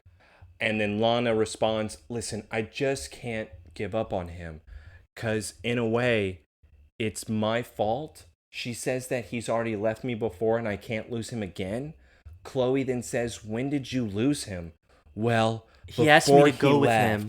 He asked me to hop on his bike and go with him. And I said no to the T-Bird. And then Chloe said... And also the stunt double, because Tom Welling's not riding the bike. That's true. We found that out. That was such a sad moment for us. I feel that whenever he was driving, that wasn't Tom. It is not him, bro. They do it again in this episode. Tom, if you're listening, I'm so upset with you for that scene. Dude, it's okay. I don't know how to ride a bike. You gotta drive like 100 feet. If you still don't know how to ride a bike, it's cool, dude. I don't either. Lana then says, I said no, but I just couldn't convince him to come home.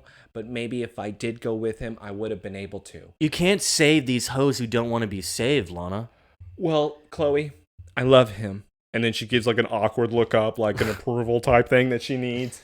But what we found out in Sojourn is that she's already admitted this to Chloe. So that's why Chloe is not shocked. And she says, I've known about your feelings for a while. It's not some type of breaking news. So that's why it's not a big deal to her. Chloe is being great this episode. I'm loving it. I hate you. She so blows much. it off. Lana then says, oh, well, I saw him yesterday. And she goes, at well, Lex's funeral. Are you sure? Yes, I'm sure. But he took off right away. So we're friends again, right? Yes, Lana, we are now back to being friends. Yeah, I'm going to go back up there. I'm going to post these missing flyers. Okay, Lana, first thing, we are no longer friends. Yeah, so get this. Okay, wait, actually, dude, this is the part I wanted. This is the part. I just remembered. Okay, anyways, so Chloe's like, sure, you don't need flyers, though. Because Lana asked her, could you give me a lift? She said that, right? Yeah, because we're friends again. Yeah, but sure, but you don't need the flyers. I actually know where he's at. And Lana's like, what? And of course, Chloe's like, yeah, found him like 2 months ago at a club thing. And it's like, there he was. Couldn't believe it. It was him. And so I followed him back to his apartment because I'm a stalker. And Lana's like, so you've known where he's been the entire time. Okay. So like I said, I'm going to defend it. And this is how I'm going to defend it. Did you see how Clark reacted with Chloe?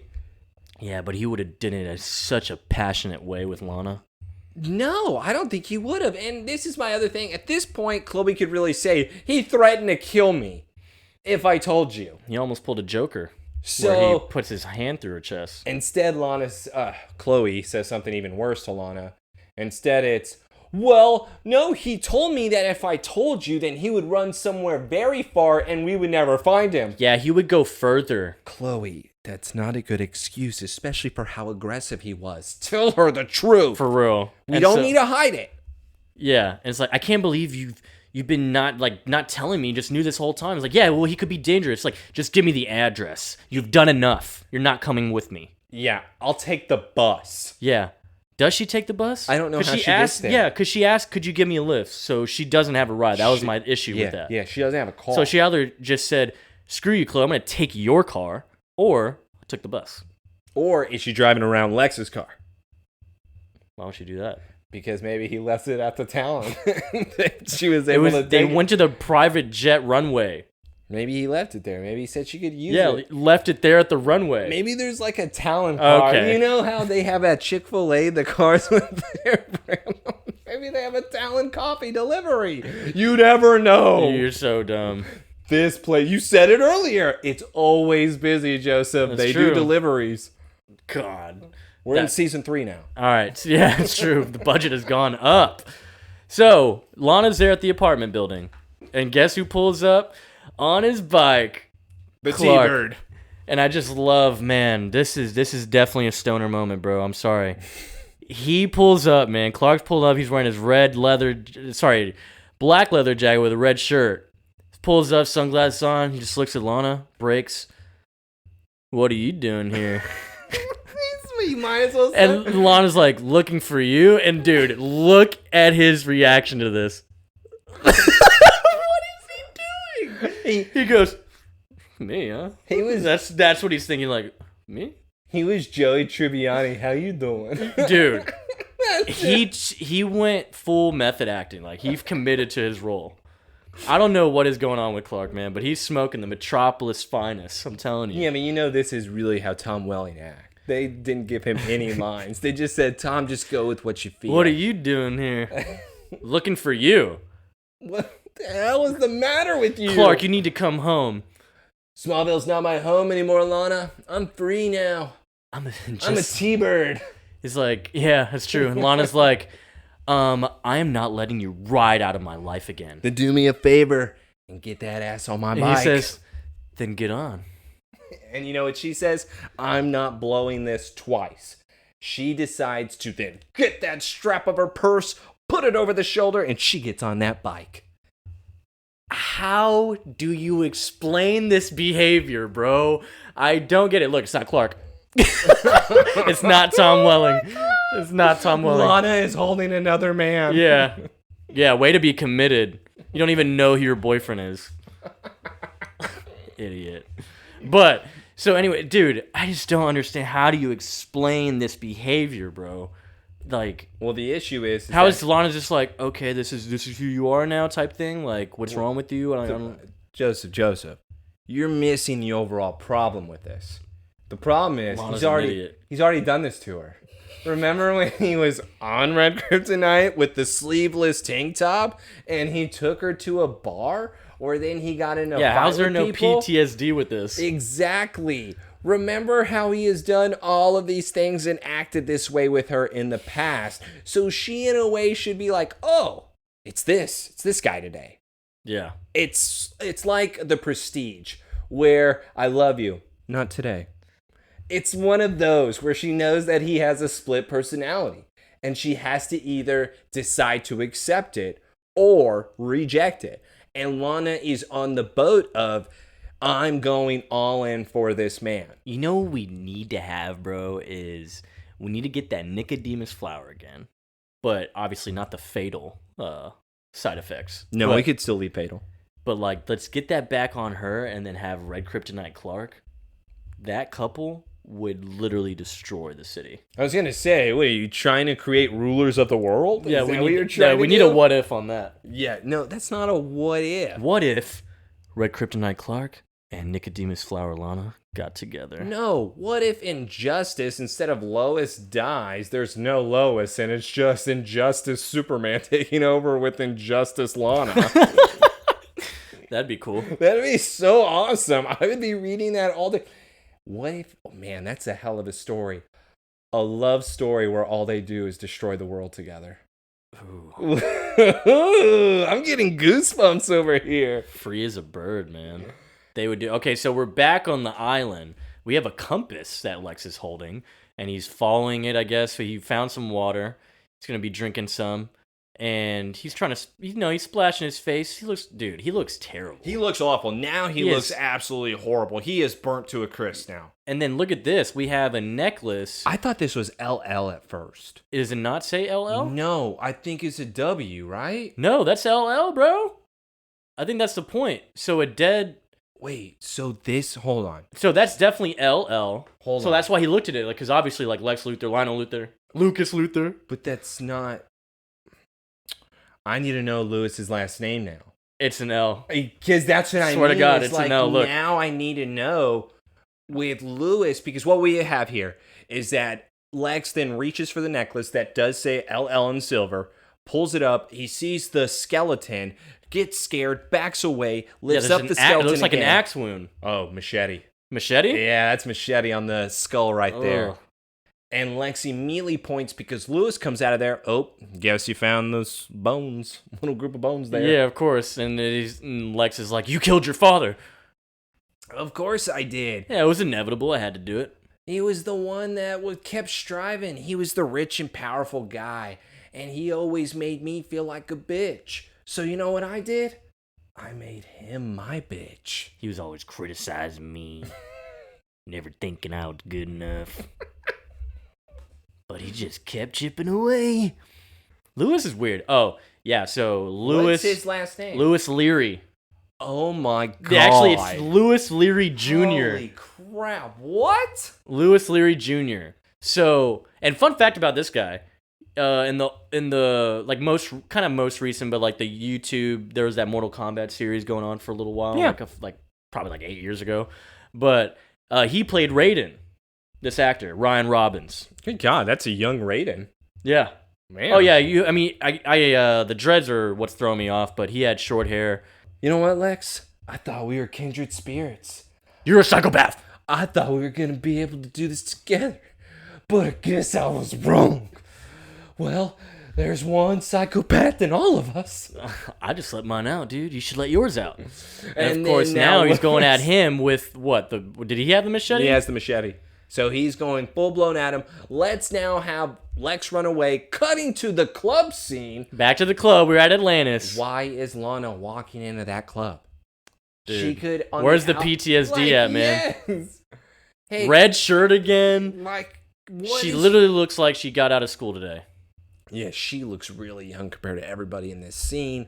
She even has her hair done as the high school girl. Hey, what's up, Cal? Why does she call you Cal? It's my secret identity. Clark, what are we even doing here? I've been worried about you for 3 months. You've been hanging around in nightclubs? You're so cute when you're angry. That doesn't answer anything. He's so high. Lana, if you want to go back to Hicksville, then you can get on the bus and go. Yeah, stop talking about it or I'll put you on that bus. Now, I thought you were here to have some fun. Hey, what's up, Cal? Hey, what's up? We'll take nothing as usual because I don't get drunk. I'm just here. You're right, Clark. I'm sorry, I'm gonna go freshen up. Why do you need to go freshen up? I think you look great just the way you Look are. at this hair, man. This is truly Goblet of Fire. This is Goblet of Fire. I think you look great, and then boom. Oh, This we're back to their kiss. kissing, dude. Oh. I don't know about you, man, but There's less swelling of the faces. That was so passionate. dude, That yeah. made me Lana, miss it. like, still had eyes closed after it was done, man. I don't know what it is with their kissing, bro. Oh, all I know is for a girl that has not seen him for 3 months, for a guy that just acted like a complete asshole for probably the past hour to her Yep. on that bike, she immediately forgot all about that the moment that he kissed her. It's pretty insane how like wet she got For sure. just from that kiss. Dumb wet, dog. All right. I'm wet. You know what we're going to have to do? We're going to have to kiss them both and then see who's the better kisser. That's right. Tom, Kristen, if you're open to it, we'll just, we'll do it sometime. And maybe you put you guests on the show. Just maybe. Just a thought. Hold on to that. Just hold on to it. So, of course, Lana goes over to freshen up. Doubt she's doing that. The bartender, though, finally notices, oh, I guess she was the one you were finally waiting for, huh, Cal? I understand the wait. Okay. Okay, what? She is 15? 16? Oh, 16, sorry. 16. Yeah, so of course Lana over here being the snitch calls I was John. gonna say, I put in my notes, what a tattletale. Yeah, she's like, Mr. Kent, I found your son. He's at a club right now. Oh, no, he is. Okay, Lana, you're there. Do not talk to him. He is not himself. Lana, why are you there? Clark's like, oh, yeah, who is this? Because he grabs the phone, sees what Lana's doing. He's like, oh, John. How's the farm? What the hell? What a dick. What an asshole. Who is that guy? Cal is the worst. How's the I was farm, dying, bro. dummy? Literally, it's like, who are you talking to, Lana? Oh, John, how's the farm, man? Lost it? Wouldn't have guessed that in a million years. What a shocker. What a shocker, man. I've been gone 3 months. Seems about right. Martha is crying. Clark, we want you to come home. You know what? Hey, I'm done about dwelling on the past. I'm here to make a new fresh start. I need both of you to shut up. Come on, you admit it. You're happier I'm gone. No, son, that's not true. I'm not your son, and you're not my parents. Bro, there's no reason to do this. You're in the middle. You never have been. You never will be. Why are you saying these things? And Lana's just there like, what? Lana's looking down. Like she was about to cry because of how angry he is and like what he's saying. And he's like, Clark, what are you saying? Your parents love you. You know how you asked why she doesn't have PTSD? Now she does. Yeah, she's like, parents, you don't love your parents? I love my parents. They're dead. Clark, I love you. Do you always betray the people that you love? What? Dude, Clark. What? Sorry, this is Cal, man. This is all Cal. We just keep confusing it because I don't even know who this man is. Yeah, because we got to the point where he's conscious on the ring, so this is Clark. This was bothering to me. And if I'm a parent, I got no ideas. Yeah, what, like, if you legit heard that, like, their reaction is pretty realistic. They're like, I gonna go get him? This is the one and time. Martha's just like, how? How will you get him? Again, I'm changing myself in this newest season. John has a plan. John makes a good plan. And he goes... And it's actually pretty messed up. He goes, Martha, don't worry. I'm going to take care of this. We may lose him forever on this, but I'm going to make sure that if he dies, I'm the one that kills his ass. Dude. Like, I will see you later. Enough is enough. I'm taking off my belt. See you later, honey bun. Grab that kryptonite belt. He walks out the door, and he is going. Just know, kryptonite belt is an idea of ours. We will make it happen at some point. Yeah, we're going to make it ourselves. It's just going to be some green lit up belt, and no one's going to be like, that's kryptonite? I thought it was just a green belt. It looks like Batman's utility belt, but it's just pieces of kryptonite all across. So, what John does, though, he goes to the barn outside. He has a plan. He grabs the key, the spaceship key, because obviously we still have that. The How? spaceship is gone. How? What do you mean, how? When did they get the key? They've had, from Walden. Okay, Walden, remember, he burnt to the crisp and the hand was covered because the key was holding on to it. I guess it throws me off because of how like a simple of a place that he put it. Yeah, because like that's why I thought, that's their usual spot too. Yeah, that where it was stolen from Walden. So if one person found time to change the hiding spot. That's why it threw me off. Okay, thank you. Yeah, no, they got it back because remember Clark's like, I had to pry it from his hands. It was all crushed and crispy. We'll just put it back in the same place. It's like, well, he was the only one that knew it was there, so yeah, of course we have Clark actually coming back for this deal that Morgan Edge offered him. We have now a little gangster scene that is essentially a Gotham City type feel because Morgan Edge is sitting at the other side of the table while Clark walks in with the goons. Morgan Edge is pleasantly surprised that he has now shown up, taking him up on his offer. I need to disappear, so I'll do your job if you can get me out of here. Well, funny enough that you say this. This is why Morgan Edge is the real deal. You free tonight? He already had something lined up because he knew that Cal would be coming back to him. That's true. Morgan Edge already is a huge player to me. Clark then, Cal, sits down, puts his feet up on the table, extremely rude, says that my calendar is now just decided to get free. Well, here you go. Here's the amount that's waiting for you once you complete this job. Clark then gives a little whistle. That's some serious amount of zeros we got here. Well, it's a serious job. Do you want me to go back to you being a child again? Because you're acting like it. Yeah, it's a lot of zeros. I wrote it. I need you to break into a secure building 60th floor. Inside of a titanium reinforced steel safe. Before he even gets to it, where have we seen 60th floor in a reinforced steel case? Where have we seen that before? It's Luthor Court, bro. It's Lionel's office. Wow, unbelievable. Unbelievable. But this is not a job for mere mortals. Right. Sounds like easy money because, yes, it is. He's gotten in that building multiple times. I hate how he gets in the building. Well, no. Do you remember how he gets in the building here? No. Let's talk about the thing. Well, it sounds like easy work to me. I haven't even told you where you're going, you idiot. Why don't you shut up for 2 seconds, Cal? So, yeah, he gives him the address. And now he's going to go and do this job. And, of course, Luthor Court Plaza. Sick. I've been there. You want me to break into Lionel Luthor's office? Will that be a problem? Nah. I've done it multiple times. It'll be my pleasure. I'll do this one for free. For real, pretty much. Pretty much. And of course, now we go back to the Island Boys. They're playing a game of Hunt. They're making Manhunt right now. Yeah, this is Manhunt that they're doing. This is the greatest game ever played. This is, instead of golf, they're doing this. Man, scratching his back with the machete. Yeah. Lewis is a psychopath. He's like, Lex, where are you going? It'd be great if he started like cutting his arm though and started like, I'm already marking myself for the kill, because Lex then runs out of his hiding spot back to the beach. I don't know why he'd go there into the light, where Lewis is already waiting for him. We now have a struggle with the machete. We now have a fight breaking out where then Lex is able to take the upper hand, elbow him in the face. Lewis is falling to the ground. Lex grabs the machete, starts going to town, hacking at him. Hey man, what are you doing there? We have now an unexpected guest. A tourist? A guy who just came over. Lex is covered in blood, and he's screaming at this guy who has a flashlight, who looks like he just walked off the street. Yeah. He's like, I had no choice. I had to do it. I had to kill him. Kill who?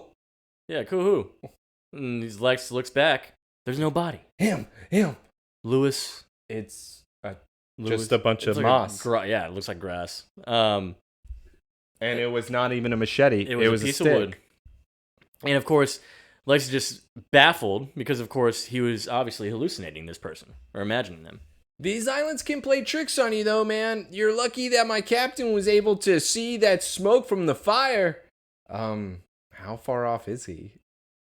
What are they, pirates? Like, where did this group of guys I don't know able to what see? they're saying. Yeah, whatever they're seeing. Because if you think about with the plane flying over him like that, and then you think about these, is he just off the coast? What is he, in Corpus He's on a Christi? little island that's probably a little bit off, yeah. And so it's just crazy because let's talk about this now. Since Lewis was imaginary, how all of it, was it imaginary? Like, were the bones real with that necklace and he made up a name for him? So all of it was fake. And this is why I say this, because with the necklace being the LL, that's why I really was hoping it was a W, so then I can make it real. But with it being LL, it's like he saw himself as Lewis. Yeah. Like Lewis was the character of Lex, of himself being let go, of him being able to take control over his own life and kill his father, breaking away from that person that made you feel so low. Or what about even this? Because I like that. I like that a lot. But what if Lewis was real and that was he was another person stranded on that island when he first got there and Lex killed him? Well, that just goes back to what we said at the start. Then Lex is obviously a genius. Lex obviously took out somebody that was going to plan on taking out with him, and maybe this is his mind reasoning with that decision. Because it would be bones by now, wouldn't it? I don't know the decay, rules. Body decay. It's 3 months. So I'm saying, would it be bones by then? Thrown in the water, depending on how I don't know. That probably could. I'm going to say yes. All right, I've seen crazier things in Smallville, so I'm going to say yes. He was drinking from that water, too. Yeah, that is not good. Now, he definitely has some type of malaria. No wonder he's tripping out. Man's high off some dead body. He's taking shrooms to a whole new level. Island boy. And so now we actually go to the cave. A very unexpected scene for me. Yeah. Oh, I love this. This was a very iconic moment whenever this show was happening. I remember season 3 premiere, the first 2 episodes, like, dude, this is nuts. This is awesome. So John goes back to the cave. He wants to put the key into the wall. But as we know from earlier with Lionel and Chloe, the key's not there anymore, the keyhole. So he can't put it in, and John's realizing that, of course. And so he's pissed. No, Joseph. John then walks up to the hole that's supposed to be there and takes the key and goes, why ain't fitting? He did not do that, bro. Why is it going in? He does ding it twice. Maybe like a ting ting. Maybe it's like a password. Yeah, a little password, a little knock before you go in. But yeah. John's pissed. John is pissed, man. He's pissed, and of course, he's just yelling pretty much at Jarrell, like just talking to himself, he wasn't ready, but you had to keep pushing him. You had to keep taking him away from that. What kind of race are you people? And it's like, all right, I mean, obviously, fair. When we've seen shows like Invincible and characters like Invincible, we know sometimes dad can be assholes. And I love it too. He's like, no wonder you destroyed yourselves. And he throws the key down on the ground, which is wild. Why would he do that? I don't know. Unless I think it was a lie. Because he throws the key on the ground, and before it even really starts doing anything, he turns around and he's like, you gonna do something now? Yeah, because I guess it starts maybe ringing a bit or something. Yes. He notices it's floating. It's lit up. It's now actually just floating and going straight into the keyhole, where the keyhole would be, and it's activating the wall. And so now we get something that we actually are going to see more later on in this we have a new room or new area of the cave now. Well, and I hate to pause it here, but it also brings up questions with me to you. Walden changed the symbols. So is this Walden doing that? Is that why Jonathan has a new access point here? Because remember, in the season finale, the one with Calling, Walden changed the symbols. Well, no, it was more so, it's like, it was like initiating, I guess, the whole thing. Like, it's still a door. But I thought that changing the symbols then means that, in a way, it's a door now to somewhere else. Well, no, I think it was just a matter of it, like, unlocks, I guess, the next phase. Because remember, Clark said it was different wording. He could read it, and it said something else before. Well, because even with the scene here, and that's why I'm asking these questions, because even the scenes is like John is looking at the caves, and it's now spinning with different symbols. Yeah, that's what it does look like. Like, it looks like now this is entirely something new, which is why I'm asking, because with John putting the key in there, it doesn't kill him. It doesn't. It doesn't do the beam through the chest that we saw with Walden as if he's an intruder. I think it's, and I think it's definitely a sentient thing, because it knows, like, it has to know who you are, Yes, it has to. Like, it wouldn't do this for anyone if they weren't related in some way to Clark. I think you brought it up. This is a nope.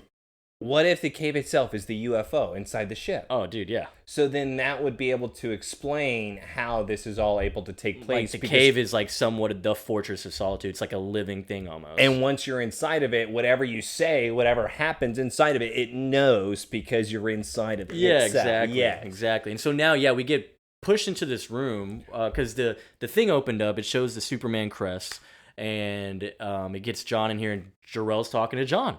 John's talking to Jarrell. I've never liked John whatsoever.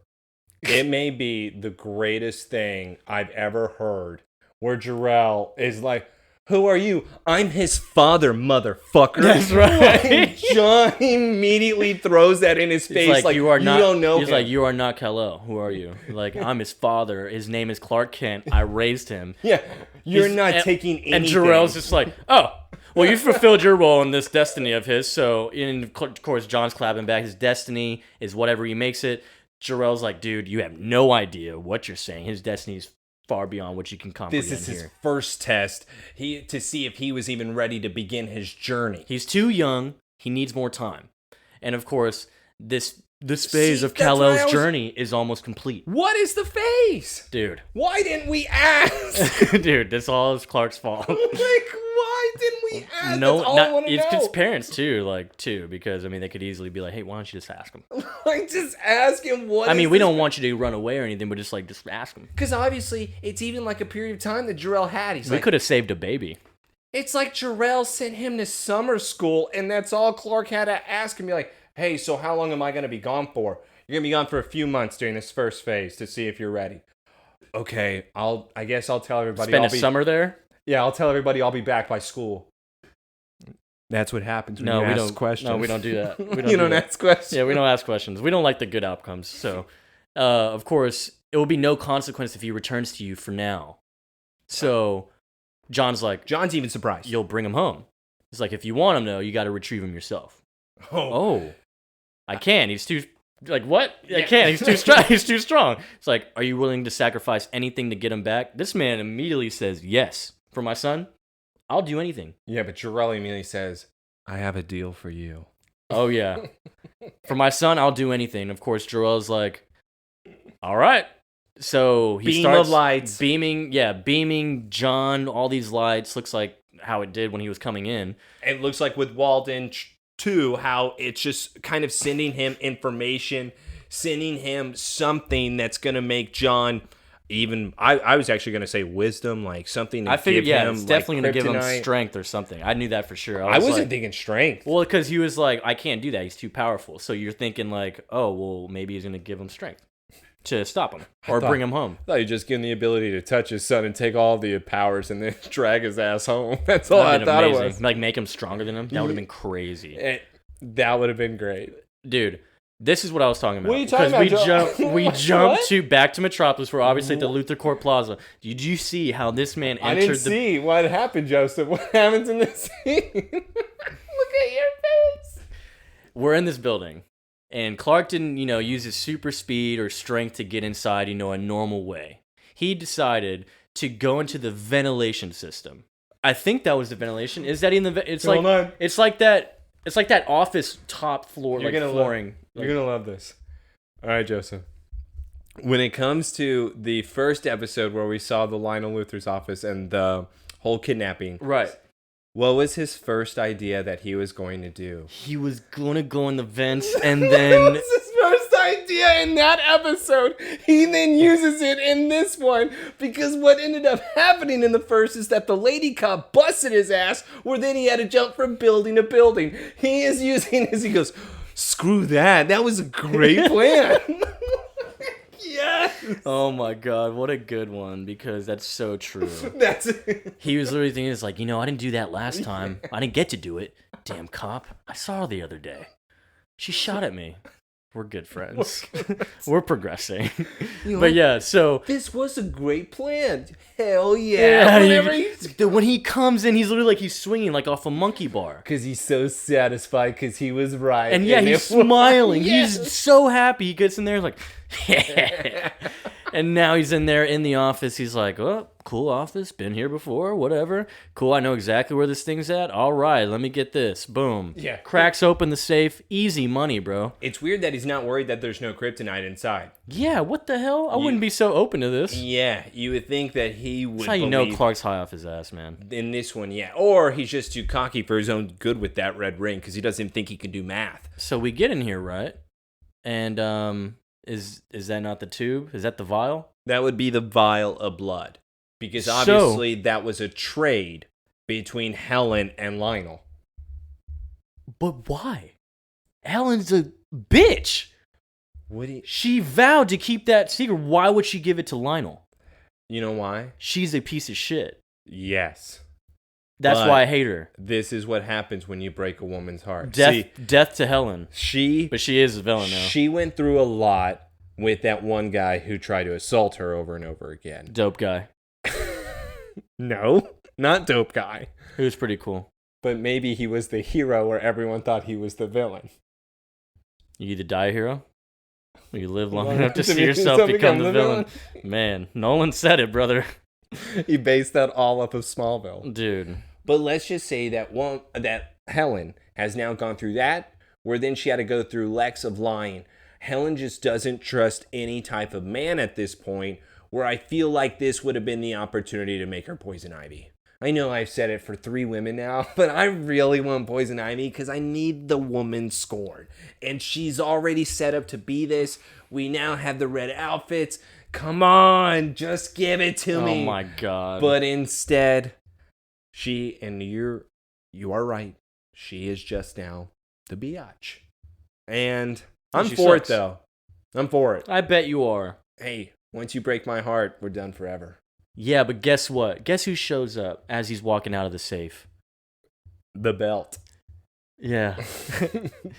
Cal says, Jonathan Kent, isn't it past your bedtime? Oh, man. What is going on? This is the corniest bully ever. This is such a bad bully. And yet women just love him. Yeah, he's so cool. He's so great. So, how'd you find me? Your biological father? Clark was not expecting that No, answer he is whatsoever. Not. This man is mad. He got triggered right here. He got butthurt. He was so mad. He was like, what the fuck did you just say? What did you just say? What did you say to me? Why would you say that name? I want it! But anyways, yeah. So, you two are working together now, huh? That's cute.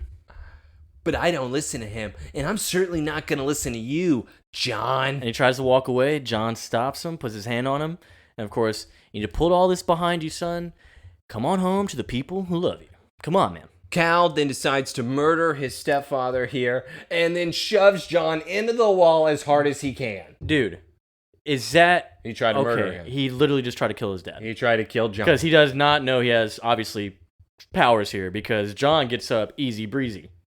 Joseph, he just tried to kill John. Yeah, and John's not going to react in a more violent way, or sad way, I should say. I'm sorry, but John reacts in a way that's even better. That's why I said he's actually great in this episode, because John then says, okay. Yeah, he just gets up, and all he says, son, you're coming home with me. You want to get violent with me? I'll tell you how to get violent. And then he just tackles him outside of the window. I'll tell you where their budget wasn't. No, and not with the glass. None of that. The speeding over, tackling him, glass breaking. Falling down from the building, from the 60th floor. We now have a to be continued. Another to be continued, man. Back to back. That's a first. Yeah, I know. This is like a 3-parter. Yeah. It's very exciting. 3 months, 3 parts. Oh. They should have gone into parts that way, though. That would have been cool. Like how Justice League did it? Yeah. They had 2 parts every episode. Or 3. No. I'm saying they should have done it where it was the first part was in May, second part July, and then the third part would have been the start of the school. Interesting. No, that would have been cool, man. But yeah, I mean, as they're falling, that's where we get it. To be continued, and that's end credits, bro. We started off season 3 with kind of a banger. We did. Where Taylor is now cheering for John to whoop some ass, because it's like what you said.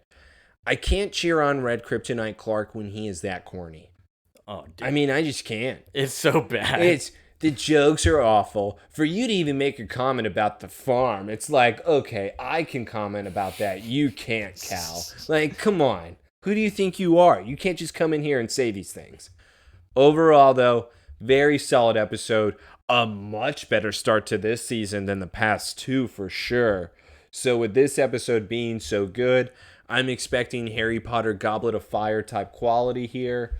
I'm expecting this season to be a hell of a good one. Dude. Yeah, no, it like we said, it started off strong. I think it's gonna be a great time. And I'm excited, of course, to just get into the after to be continued, because of course Lex is found. He's gonna get back home. Clark is fighting his father. And Martha's just at home waiting for them to come home. Well, I wonder what's going on. And where did Lana go? Lana's putting up flyers. Yeah, if you see this guy, I found him, but he's missing, technically. Yeah. Lana is not doing anything. She probably she's on the bus right now needing to catch it to go home. Because remember, he ditched her. Unless she's at the club still. Man, I really hope she got home safe. Yeah, she got ditched at the club? Yeah. 16-year-old? Where the bartender was already saying, yeah, I know why you like her. Oh, it's funny. So remember how I said... We're fine. She learned how to fight. We're good. She is good. Smallville brings a lot to the table. I'm glad that we have an introduction of a DC villain. So I'm really pumped. We don't get those too often. And we're going to hopefully do more of the DC villain sidebars during the episode. So that way we can give a little more backstory and it will actually be a real character versus somebody that they just made up for the week. Like Emily. God. If I have to see Emily again, I swear to God. Wow, dude, Emily's so cool. But I do want to get to the next episode here where it should be a great fight between John and Clark. I'm not sure if we're going to be able to figure out what exactly John had to give up. Because with every deal that you make with Jor-El, it obviously is going to come to bite you in the ass in the end. What do you think, dude? Oh, you're asking me what I think it is. Okay. It's got to be, if it's anything, it has to be that you're making a deal on when Clark goes with him. Because you're not going to give up yourself, because Jor-El wouldn't want you. Jor-El wouldn't want Martha. Jor-El thinks that all those people are worthless. That's true. So he's not going to what does he want? Anything. I mean, yeah, because what the deal was is that John wanted to have more time for Clark for his Destiny prepared role, whatever. So take him when he's 25. He's like, yeah, 25. It seems good. He'll kind of have things figured out. Yeah. Yeah. Because we'll know. But we'll find out, of course. I think. We'll know if he can become something or not. I don't think we know the terms of the deal for a while, bro. Really? Yeah. Dang. Phoenix is going to be our next episode, of course, off the to be continued with this one. So, once again, end credits to us. Thank you for listening. We're just so happy you love our voices. No, I'm pretty sure they hate our voices. What I'm hoping for is that you're arguing against us. I hope you don't agree with anything. Or if you do agree, I'm shocked. I'm shocked. Dude, yeah. But thanks again. Listen next time to get the to be continue part. We're out.